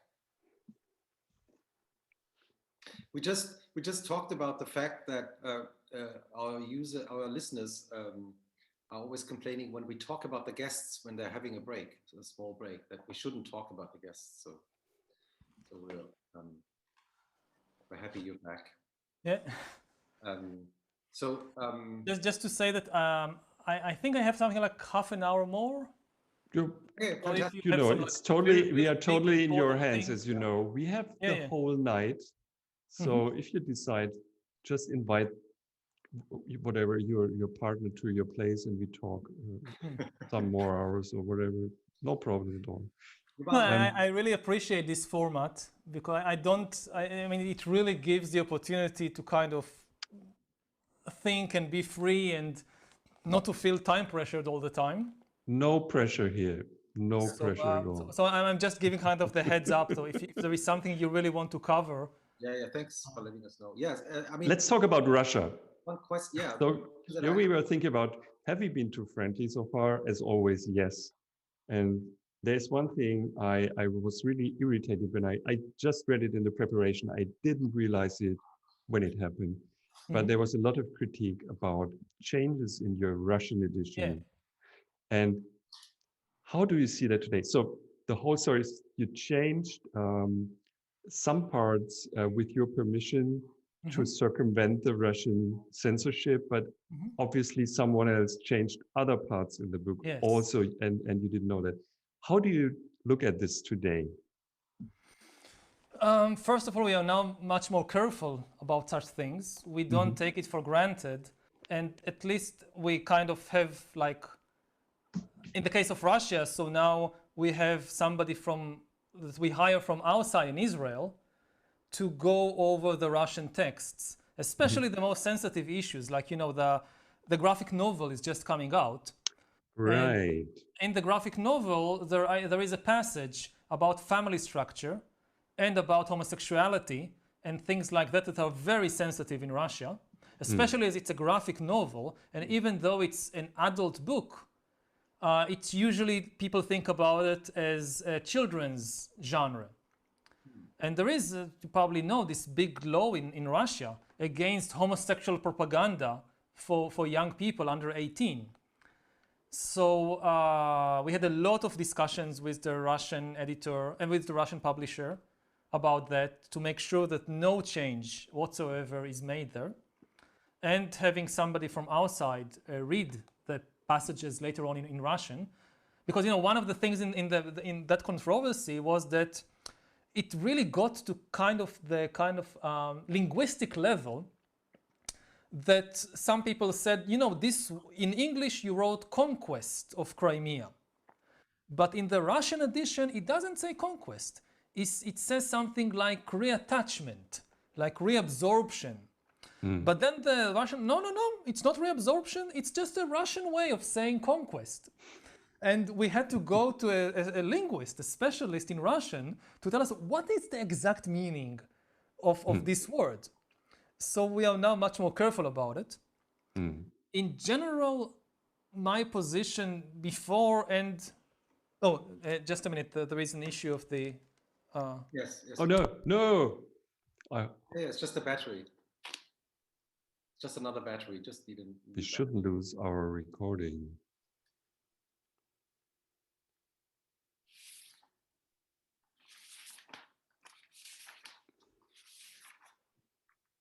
I'm wondering all the time, so we are recording remote for half a year now.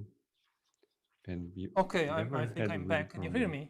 Yeah, wonderful. I hear you very well. Okay, so my position before and also after this whole issue is that I am willing and sometimes even happy to make changes for local editions when it concerns certain examples, but not when it comes to the messages and the ideas. I mean, the purpose of an example is to make the text more accessible. If it's counterproductive, if it actually makes the text less accessible, or in cases like this, just means that the text will not be able to reach the audience in that country at all, as long as it's just the example, I'm willing to change the example. But I will not change the message, the idea. How can you change something to circumvent censorship? So you took out parts about the Russian government, about Mr. Putin and stuff, maybe. Yeah, I mean, if you want to give how can you do that as an intellectual and as a scientist? You know, this is the situation is that I did not create censorship in countries like Russia or like Iran or like other. I have to deal with it. Now I basically have a choice in many of these cases. If you're not willing to change anything, the book will simply not be published in that country. Wouldn't have that been an option? I think it's, again, it depends on what your aims are. If you want to reach the audience in those countries, then yeah, it's an option just not to publish. But I think it's a bad option. I mean, the book is not about Russia. The book is not about Putin. The book is not about the war in the Crimea. The main messages of the book, I wanted them to reach the Russian audience. They are messages against authoritarianism, about the danger of the rise of new totalitarian regimes in the 21st century, against the excesses of ultranationalism, for things like gender equality, like LGBT rights. I wanted to reach people in Russia with these messages. And then you have a choice. I mean, if you want to reach them, you have to change something. Now, if it's something like central to the message of the book, then you defeat yourself. Okay, you reach them, but you don't convey the message.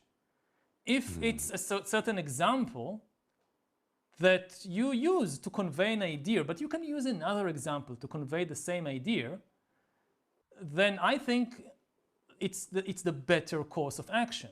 You know, to take another example, where the same issue is publication in Muslim states. That if you say something even the least bit disrespectful about the Prophet Muhammad or about the Quran, there are many countries you just can't publish the book. So you say, okay, I have here this passage, it's not a book about Islam, but I use the example of Muhammad as a prophet. And yes, I'm not being very respectful to him. So if I want to reach people in Iran, would you just, okay, don't talk about Muhammad, in this passage, give as an example Confucius or Jesus or somebody else. And it's a trade-off. But isn't that censorship? I mean, isn't that? Yeah, but again, it's censorship. Censorship is there. As an intellectual, you have to ask yourself, okay, if it was up to me, like I make the rules, then there wouldn't be any censorship. But I don't make the rules. There is... But you could just basically say, okay, sorry, but then the books can't be published. Or you can publish it in another way. So if you talk to authors that publish in many languages, you always hear that story. And so they try to publish it as an ebook or whatever and smuggle it into the country. I mean, my idea is that, you know, most of the book is about things like the dangers of artificial intelligence. Now, I want that a professor at Vladivostok University, a provincial university in Russia, in a course on computer science, would be able to tell his students, for next class, read the chapter about the dangers of artificial intelligence in this book. Now, if I publish the book in a clandestine way, that this book is banned in Russia, but in all kinds of dissident circles, there is a pirated edition being circulated, then no professor in Vladivostok University would dare tell his students to read a dissident book, knowing fully well that if one of these students decides to report it, just write a blog about it in VKontakte, one of the Russian social media networks, that could be the end of his career. Nobody would take such a risk. So you have to weigh and this is not something new in history. When you live in a democratic society with a free press and no censorship, then you don't have to deal with these issues. But in many places around the world today, and for most of human history, this was a part of being a public intellectual, is constantly weighing your options on that. Now you can decide, it's a choice, yeah. People can decide, I'll just not publish. Or they can play all kinds of tricks. I don't know, I don't know, when Voltaire writes in the 18th century under the Ancien Regime in France, he knows he can't explicitly criticize Louis XV or whoever. But he can write something that people will understand. Yes, he's talking about the king, but he obviously can't write Louis XV. So he's using this kind of he takes an example from ancient Rome, or he takes an example from the imaginary kingdom of whatever, invents an imaginary kingdom, but everybody knows that he's talking about our king. Now, this is not an ideal solution. I would like to live in a place where you can say whatever you want about your prime minister or president, and it will be published and you won't be punished for that. But it's not the world in which we live, especially as, it's not my head that I'm risking. I sit in Israel, it's still a relatively democratic, free country. The people who really take the risks are, for example, the publishers and people who own the bookstores, let's say in Moscow or St. Petersburg. And I'm potentially putting them in danger. If somebody is going to pay a severe price by being falling into the wrong side of the Russian censorship, it will be them. It's not going to be me. So in Israel, I know the rules. In Israel, when I take a stance against the government and I'm likely to pay a price for it, then it's my head. But I'm less willing to play games with the heads of other people. You've had so much success, selling millions of copies of your books. You've got praised. Barack Obama, Bill Gates, they're all your admirers. But you've also, got criticism for the third book. Lots of reviews weren't so positive as the first ones. How do you cope with that kind of criticism? It's part of the game. Especially, the higher you go, you're a more attractive target. But isn't it also about the content of the book? So it's a book. So the third book, it's about the present, let's say. And it's much more controversial. Obviously, when you write about Neanderthals. So you are the expert. No one's an expert. And about the future, we are not experts about the future either. So nobody is. So no criticism. But if you go in the factual ground where real facts matter the most, you get a lot of critique, especially from scientists, as far as I see. But people love the book, so readers love your books, but you haven't been criticized that harshly for the other two books, or from scientists at least. Well, I got some quite harsh criticisms for the other two books as well. So I don't know how to measure it.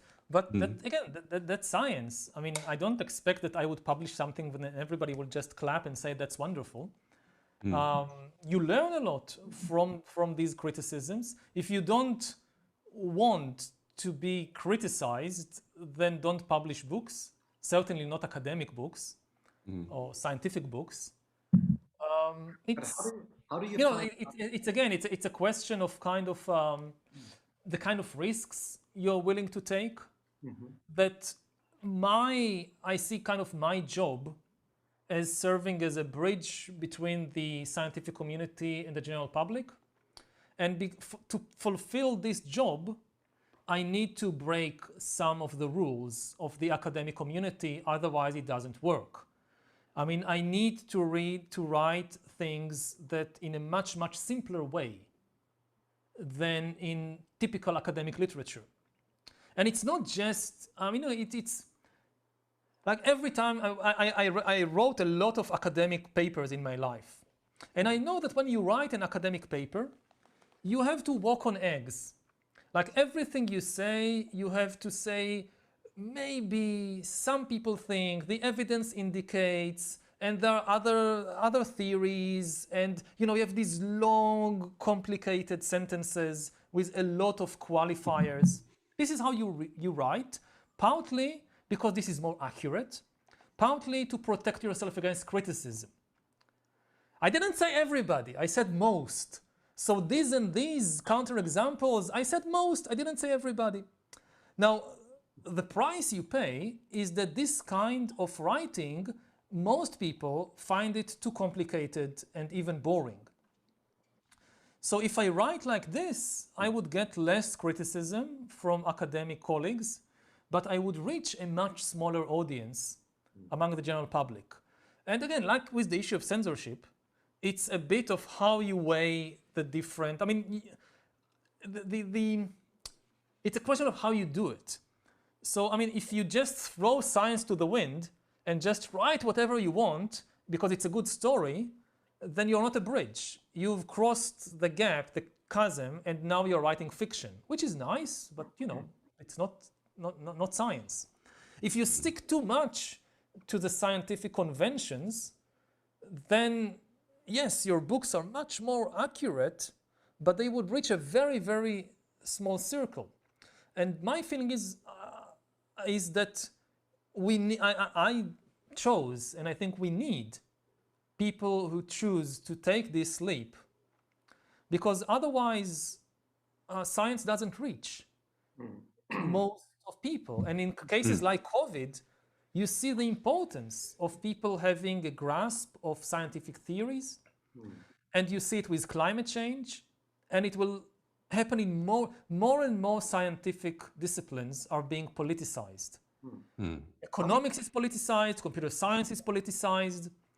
So you need to reach the general public. If the scientists, all of them just fortify themselves inside the ivory tower, it just leaves the field open for all the conspiracy theories and the demagogues who have absolutely they don't care at all about the scientific truth. How do you find out the difference between criticism that you can learn from and sort of attacks because you're so successful, so famous? If it's personal, it's probably just an attack, and it's more of an attack. If it attacks, I don't know, my personality, or it speculates about my motivation. Oh, you wrote this in order to curry favor with this billionaire or with this government, and these kinds of personal attacks, they smell more like personal attacks. If it's, if people come with hard facts, statistics, models, then that's the mark of serious criticism. And yeah, I think I made a lot of mistakes in my writings. You can't write the history of the world and not make mistakes. Again, my expertise is medieval military history. If you want to talk with me about how to besiege a castle in the 13th century, I think I'm standing on very firm ground. Let's do that. Can we just, for 5 minutes, please? Can we do that, please? Just 5 minutes about. Please. I wrote my MA thesis about logistics, supply in medieval warfare. And I watch, what's the name of this series? Game of Thrones. Yes. I watch Game of Thrones and I go, but the logistics are just not This is right. wrong. This is wrong. Okay, I don't care. You have dragons, you have zombies, I don't care. But get medieval logistics right. Because, you have this... Can you tell us how it really works? I'll give you an example. Have you watched it? Do you know what you're talking about? Yes, sure. Everyone's watched it. So you have this point when the wild men from the north, they are attacking the wall. Yes. And Jon Snow is defending the wall. and everything seems lost. And then at the very last moment, the army of this general from the south, what's his name? Baratheon, Stannis Baratheon, and his giant army appear out of nowhere and save the day. Now, I immediately think, how did they find food? I mean, you land an army in the middle of wilderness, Right. and you have those lots of horses, what do they eat? I wrote my MA thesis on how you supply a medieval army. How would they have done it? How should they have done it? If they would have listened to you, how should they have done it? Oh. Please, 5 minutes. Just science. So there are two ways to supply an army in the Middle Ages. Basically, I mean, again, I'm simplifying. Yeah. One way is to just rob the countryside. You pillage the local villages, you grab the chickens, the goats, the grain, and you eat from the supply of the local people. But that is the problem here is, first of all, it takes time and effort, and it can only be done if there are enough local people with food reserves. Enough chickens. Enough chickens. So if you're campaigning in the like the wilderness among ice, I mean, you can't live off the land. The other way is to take the supply with you. Now that means a lot of wagons and carts and pack horses, and it's extremely slow because these are very slow moving things. So yes, maybe a cavalryman can dash ahead and ride very quickly, but a supply column in the Middle Ages, it's very, very slow. So if I'm thinking about the army of Stannis Baratheon, I mean, there are no local supplies. They must be taking supply with them. That means they're going very slow. Now, I would imagine that the wildlings, they know their country. They have scouts. They have, you know, people watching. So how can this huge army, with all their supply trains, move through a frozen countryside that they don't know, nobody ever been there from them, and not being discovered? Until at the very crucial moment of the battle, they appear out of nowhere, and the wildlings are taken completely by surprise. I mean, that's ridiculous. It can't happen. It would be so fun to watch the whole Game of Thrones. It could be a YouTube format for you. So audio comment on all the wrong logistics. The live fact checking on Games of Thrones. Yeah, fantastic. Yeah, this is kind of a deus. I have a lot more examples of wrong logistics in Games of Thrones if you want. But yeah, so maybe a second one, just a to second. Broaden our view. Okay, so another famous moment is when the queen. What's happening to my memory? Cersei. Maria. When Cersei blows up the temple with all the high priest and all her political rivals and everybody. Now this doesn't make sense because there are two options. I mean, first of all, for the entire previous episodes, she's being depicted as losing her political power. Yeah? She doesn't have political power. She's losing it to this cult, to these priests and their allies. And the only thing she has this kind of big zombie guy who protects her, and a couple of helpers and a couple of kids, like these street kids that she inherited as a kind of espionage network. That's all she has. Now, at the climactic moment, it turns out that there is an entire stockpile of gunpowder immediately under the big temple, and they light it and everybody blows up. Yeah, that's how she gains power. Now, there are two options how the gunpowder got there. One option is that the gunpowder was always there, that the main stockpile of gunpowder was immediately under the temple. Now, if that's true, first of all, it's not very likely. It's not the, you think, where will you put this gunpowder? Under the temple. That's a wonderful place. No, not likely. And even if they decided to do that, they know it's there, so obviously they would put some guards, right? And they have a lot of guards because they control the state, they control all the police, they have the budget, they can do that. So it's unlikely it was there. Apparently, all the gunpowder was smuggled under the temple. Now, who smuggled it? I mean, we were told that she lost her political power. Oh, yeah. You have only these street kids. It would take a long time. I mean, how did she have access to the gunpowder in the first place? And then, okay, she has access. It takes a long time for these kids to move all the gunpowder there. And nobody notices it. Nobody informs the police that this evil Cersei is moving all the gunpowder from the stockpile under the temple. I mean, what's happening here? Political power, the importance of political power is that you can do such things. When you have a lot of money and when you control big organizations, these are the kinds of things you can do. You can move stockpiles of gunpowder quickly without other people knowing. But she doesn't have the power. She lost it. So how is it possible to move all this gunpowder without anybody knowing? And so I found it very kind of, again, deus ex machina. Yeah. That this powerless woman suddenly manages to do something that logistically demands a lot of power. Have you ever thought about writing a fictional book, a fictional story? I thought and so far decided not to. I mean, the graphic novel is the closest we get. Right. There are a lot of fictional characters there. Yeah. We invent characters, we invent Dr. Fiction, who is a superheroine embodying the superpower of humanity to create fictions. We have Detective Lopez, who travels around the world to investigate who killed all the big animals and so forth. So there is some inventions there, but I didn't go all the way because I don't think I have what it takes. Maybe in the future I'll try. But I don't,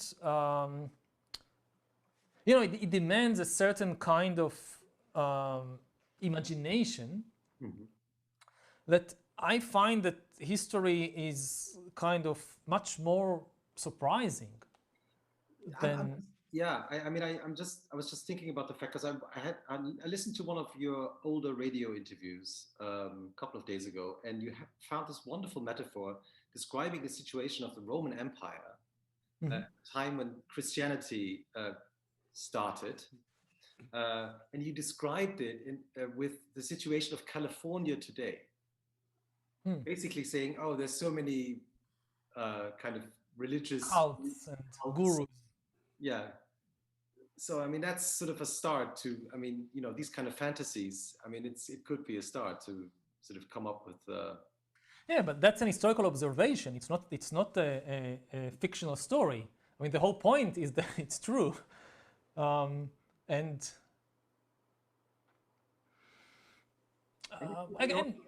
yeah, sorry. Maybe I'll try someday, but so far there is still enough history and science to engage me. So, we heard the. What are you working? What are you working on at the moment?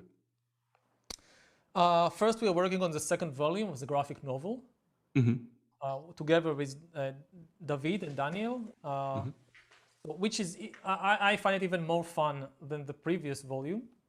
I mean, we really now, we completely kind of allow ourselves to go wild. And, it's a bad habit to laugh from your own jokes, but I often kind of sit on the computer and kind of either from my joke or from Daniel's joke or from David's jokes or from how Daniel drew this fun illustration. So, I'm also working on the children's book. Can you tell us a little bit about that? Yeah, the graphic novel is aimed at teenagers and adults, but we are also working on a children's book aimed at children's age 10, 11, 12, something like that, with a German team from our publisher in Germany and from other experts on children's literature in Germany. I didn't know. Yeah. So we are prepared normally, but I didn't read that. It's really international. So it's me and a couple of people in Germany, and the illustrator is in Spain. And it's really, how do you explain human history? How do you explain the big things? Again, not the lists of dates and then battles and whatever. How do you explain religion to 10-year-old kids? How do you explain what money is? How do you explain corporations and capitalism to 10-year-old kids? And actually, it's very interesting. I mean, on the one hand, it kind of forces us to really think deep, because in a way, the simpler the language, the deeper you have to think, because complicated language can cover up gaps in your logic or in your thinking.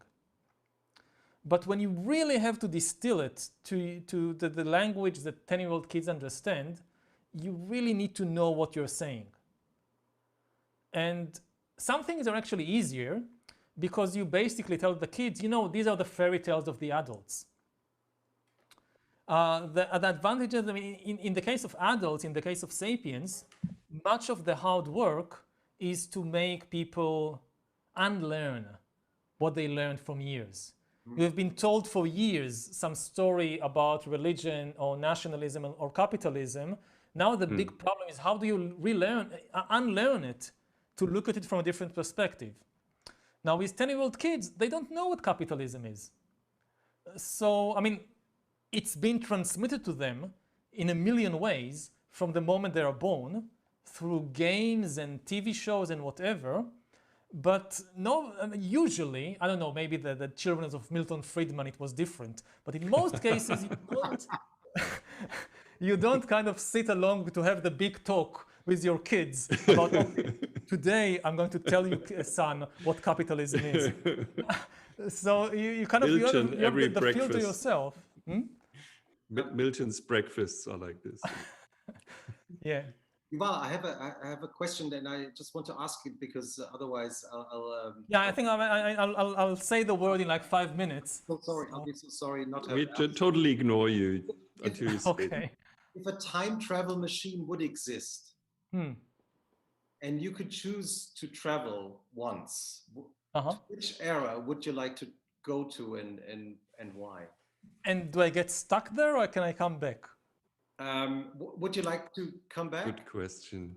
I think so, because in most previous eras, I would die after a week from dysentery or whatever. Okay, so let's say you can come back. I can come back. I suppose to the Stone Age. Why? First of all, it's the period we least understand. We have so many theories and ideas about how hunter-gatherers lived 20,000, 30,000 years ago, but the actual evidence is very, very limited. So I would like to actually go and see with my own eyes how life was like in the Stone Age. And it's such a key to understanding humanity that I think... In which way? Everything. I mean, you talk about gender. So there is such huge questions about gender relations. What is the family structure of Homo sapiens? And much of the debate is about what is natural again. And there is like mountains of papers and books about what was the family structure of people in the Stone Age. Were they monogamous? Were men and women equal? Or did they already exist patriarchal societies? Was there homosexuality? All these questions. And we know almost nothing. And it's crucial. It's not like what was gender relations in medieval France. Was one way or the other? Okay, so this is just medieval France. It's not so important. No offense to medieval France. Yeah. In the case of, how people lived in the Stone Age, this is kind of the starting line for every discussion about gender goes back to the Stone Age. And usually there is very little evidence, so people just project whatever they want on the Stone Age. So if we could actually observe how people lived in the Stone Age, I think this would revolutionize sociology, history, economics, politics to a tremendous degree. But what if you find out that everything is wrong that we thought about for centuries? So we'll have to start again. I mean, It happened a couple of times in history that we found out that everything we thought was wrong, and life continued. You I know, have most of also- what people in medieval France thought turned out to be wrong. I About also have a quick, simple question. Do you think that enlightenment basically lost, the age of enlightenment comes to an end? So everyone's about, counterfactual or alternative facts and stuff like that. So science gets this huge backlash of people just not accepting anymore that I this is- think there is a backlash to some extent, but again, I'm a medievalist. I know how the world looks when you really don't believe science, when you don't have science. And we are in a much, much better situation than any previous time in history. So despite all the fake news, conspiracy theories, it was much, much worse in previous ages. You go back 100 years, and the kind of things that dominated the political discourse in Europe in the 1920s and 30s, it was far, far worse than anything you see today almost anywhere around the world. And they had it scientific. Both the Nazis and the communists, they presented themselves as based on science. And, it was all fake news. They didn't call it fake news. But I don't think there is any fake news peddler today in the world that can teach Goebbels anything. He knew everything there is to know. I mean, he didn't have Facebook, okay. But he knew everything there is to know. You tell a lie once, it's a lie. You tell a lie 1,000 times, it's the truth. This is not something that somebody invented in the last 10 years. And people believed. You go back 500 years, 1,000 years, in the time of the Black Death. So there are conspiracy theories about the origins of the epidemic, much worse than today. In Europe, the common theory was the Jews poisoned the wells, and you have a wave of pogroms. You didn't have Facebook. You didn't need Facebook. I mean, you have, you still have these very limited echo chambers that you live in a medieval town, and the priest says something, and the local nobleman says something. That's it. There is no Google. You can check whether the priest for other views. So somebody comes along and tells you, look, this old lady that lives on the edge of the forest with all the cats? You've seen her? So I just saw her flying on a broomstick, on a broomstick at night. And this spreads around town. Within like 2 hours, you have a mob with pitchforks and torches coming to burn this poor woman to death. And that's fake news medieval style, and it was much more common and much more brutal than almost anything you see today. So, to give another example, whenever there is a new communication system, you have this problem. People, and that's especially everything you are conveying, you're transmitting. So whenever people invent a new system of communicating information, there are new problems on how to differentiate truth from fiction and lies. When print came to Europe in the late 15th century, so people associate the print revolution with enlightenment, the scientific revolution, all these wonderful things. But you look at the bestseller list of early modern Europe, it's not Copernicus and Galileo Galilei. I can tell you that. The bestseller list of early modern Europe, you find there a lot of chivalric romances, like the Game of Thrones of those times with all the dragons and whatever. No fact-checking by famous historians. No fact-checking by famous historians. Very few fact-checking famous historians. And you have all these witch hunting manuals. One of the biggest blockbusters, one of the first big blockbusters of Europe after print was a book called Malleus Maleficarum, The Hammer of the Witches, which is basically a do-it-yourself guide to identifying and killing witches. Everybody needs that at home, right? Yeah, sure. Yeah. So it sold far more copies than the famous names of the scientific revolution. And it was, full of the worst conspiracy theories and fake news you can imagine. Why are you a company So why did you found the Yuval Harari group? You know, first of all, it's a family business. It's not just me. I write the books, but I don't have skills. I mean, to publish a bestseller, it's not just about writing the book. You need marketing, you need contracts, you need fact checkers, you need public relations, and I have very little skills in all that. You have publishers who deal with that stuff. No? Yeah, but you need to find the publishers. Just finding a publisher for Sapiens was very hard work. Yeah. I couldn't do by myself. So my husband stepped in, and he's kind of the organizational genius behind all that. And as we have more and more projects, so we have the books, and now the graphic novel, and the children's book, and this and that, and you have all these requests for interviews and podcasts and whatever. So somebody needs to handle it. I said at first that I get 15 emails a day. I get 15 emails a day because other people get 1,000 emails a day. And you also need to choose these people. You need to hire them, and you need an office. And so How many people do you have at the moment? It's like 15 or? yeah, 20? we now have like 15 people in our company, in our team. And so how does it work that some of your people get 1,000 emails a day and you only receive 15? How do they filter these 15? You should ask my husband. He knows these things. Okay. I'm at the receiving end. Is he around the corner? Can we ask him? No, he's actually in the office in Tel Aviv, managing the whole. I mean, he will come back later. Right. But yeah, I mean, again, I mean, you in many times in life you get kind of the front person, the face that everybody sees, but behind the scenes there are many people who work very hard, and they are as essential that, you know, even with the graphic novel. So I'm actually doing a relatively small part of the work. As I said, I can't draw at all. I draw like a little kid. It wouldn't work.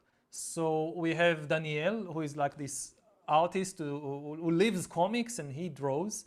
And we have David, who writes actually the text, because to write the text of a graphic novel is completely different from a history book. You don't have a lot of room for the text. You need dialogue. So you need to take the raw text and play with it. So we have a back and forth. They send me the ideas, I send them counter ideas, and let's do this and let's do that. Oh, we can do like this. Oh, no. But then we have this problem. And gradually, a book comes out of it. And eventually, everybody interviews me. Yeah. But they are as important. Yeah. And again, you have the people who manage all the PR and the contracts and everything. And it's a collaborative effort. One of the fascinating things about your success is that the first book, originally wasn't immediately a success, right? It took a while, and it was quite complicated. How did that actually happen?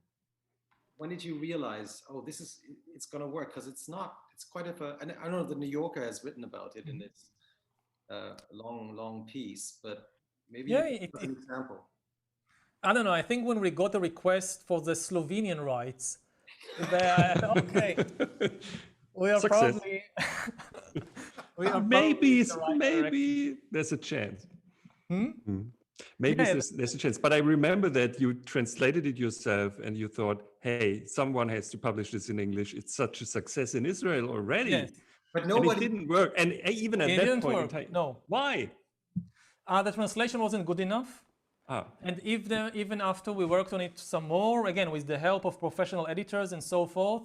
So we tried in the US first, and the US is a very difficult market. And the basic reaction is he's an unknown author. Who is this guy? He has no platform. This was like the key word.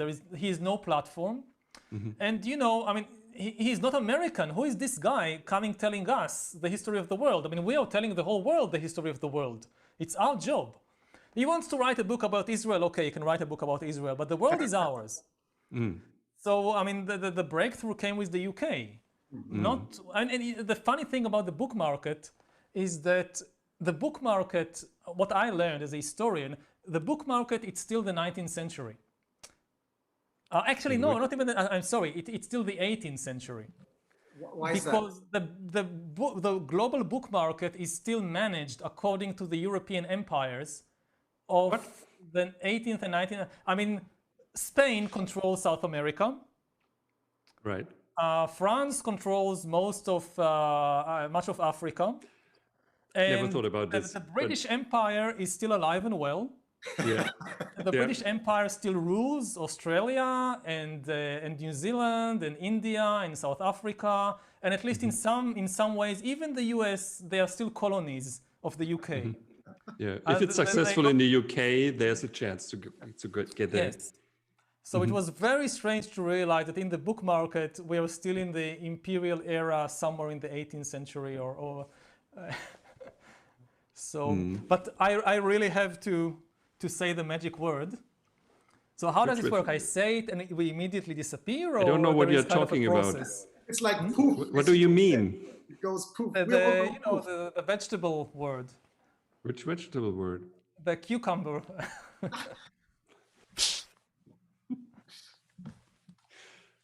So there's music in the recording now. Okay. Thank you very much. Thanks for taking your time. It was a pleasure. I think something like nearly 4 hours. Nearly 4 hours, yeah. It's a record for me. Yeah, it's below average when it comes to our podcast. Sorry to say that, but it's okay. But the great thing about the English language is that it's so much more condensed than language. That's right. And I think we talked about so much more than we would talk in the German version of 4 hours podcast. So this is a very rich conversation. Thank you so much. Thank you very much. Thank you. And goodbye, and goodbye to all the people who still are listening in. We will definitely publish this podcast in the next.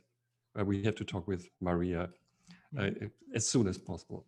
That's Jochen. That's the real conversation. Actually, we've never done this before, but this is the real conversation. Yeah, it's like, hey Maria. Hey Maria, how long will it take? I will just leave you to have this kind of internal conversation, and we'll say hello. Thank you, Yuval. Hopefully, bye, Yuval. Thank you very much. In person sometime.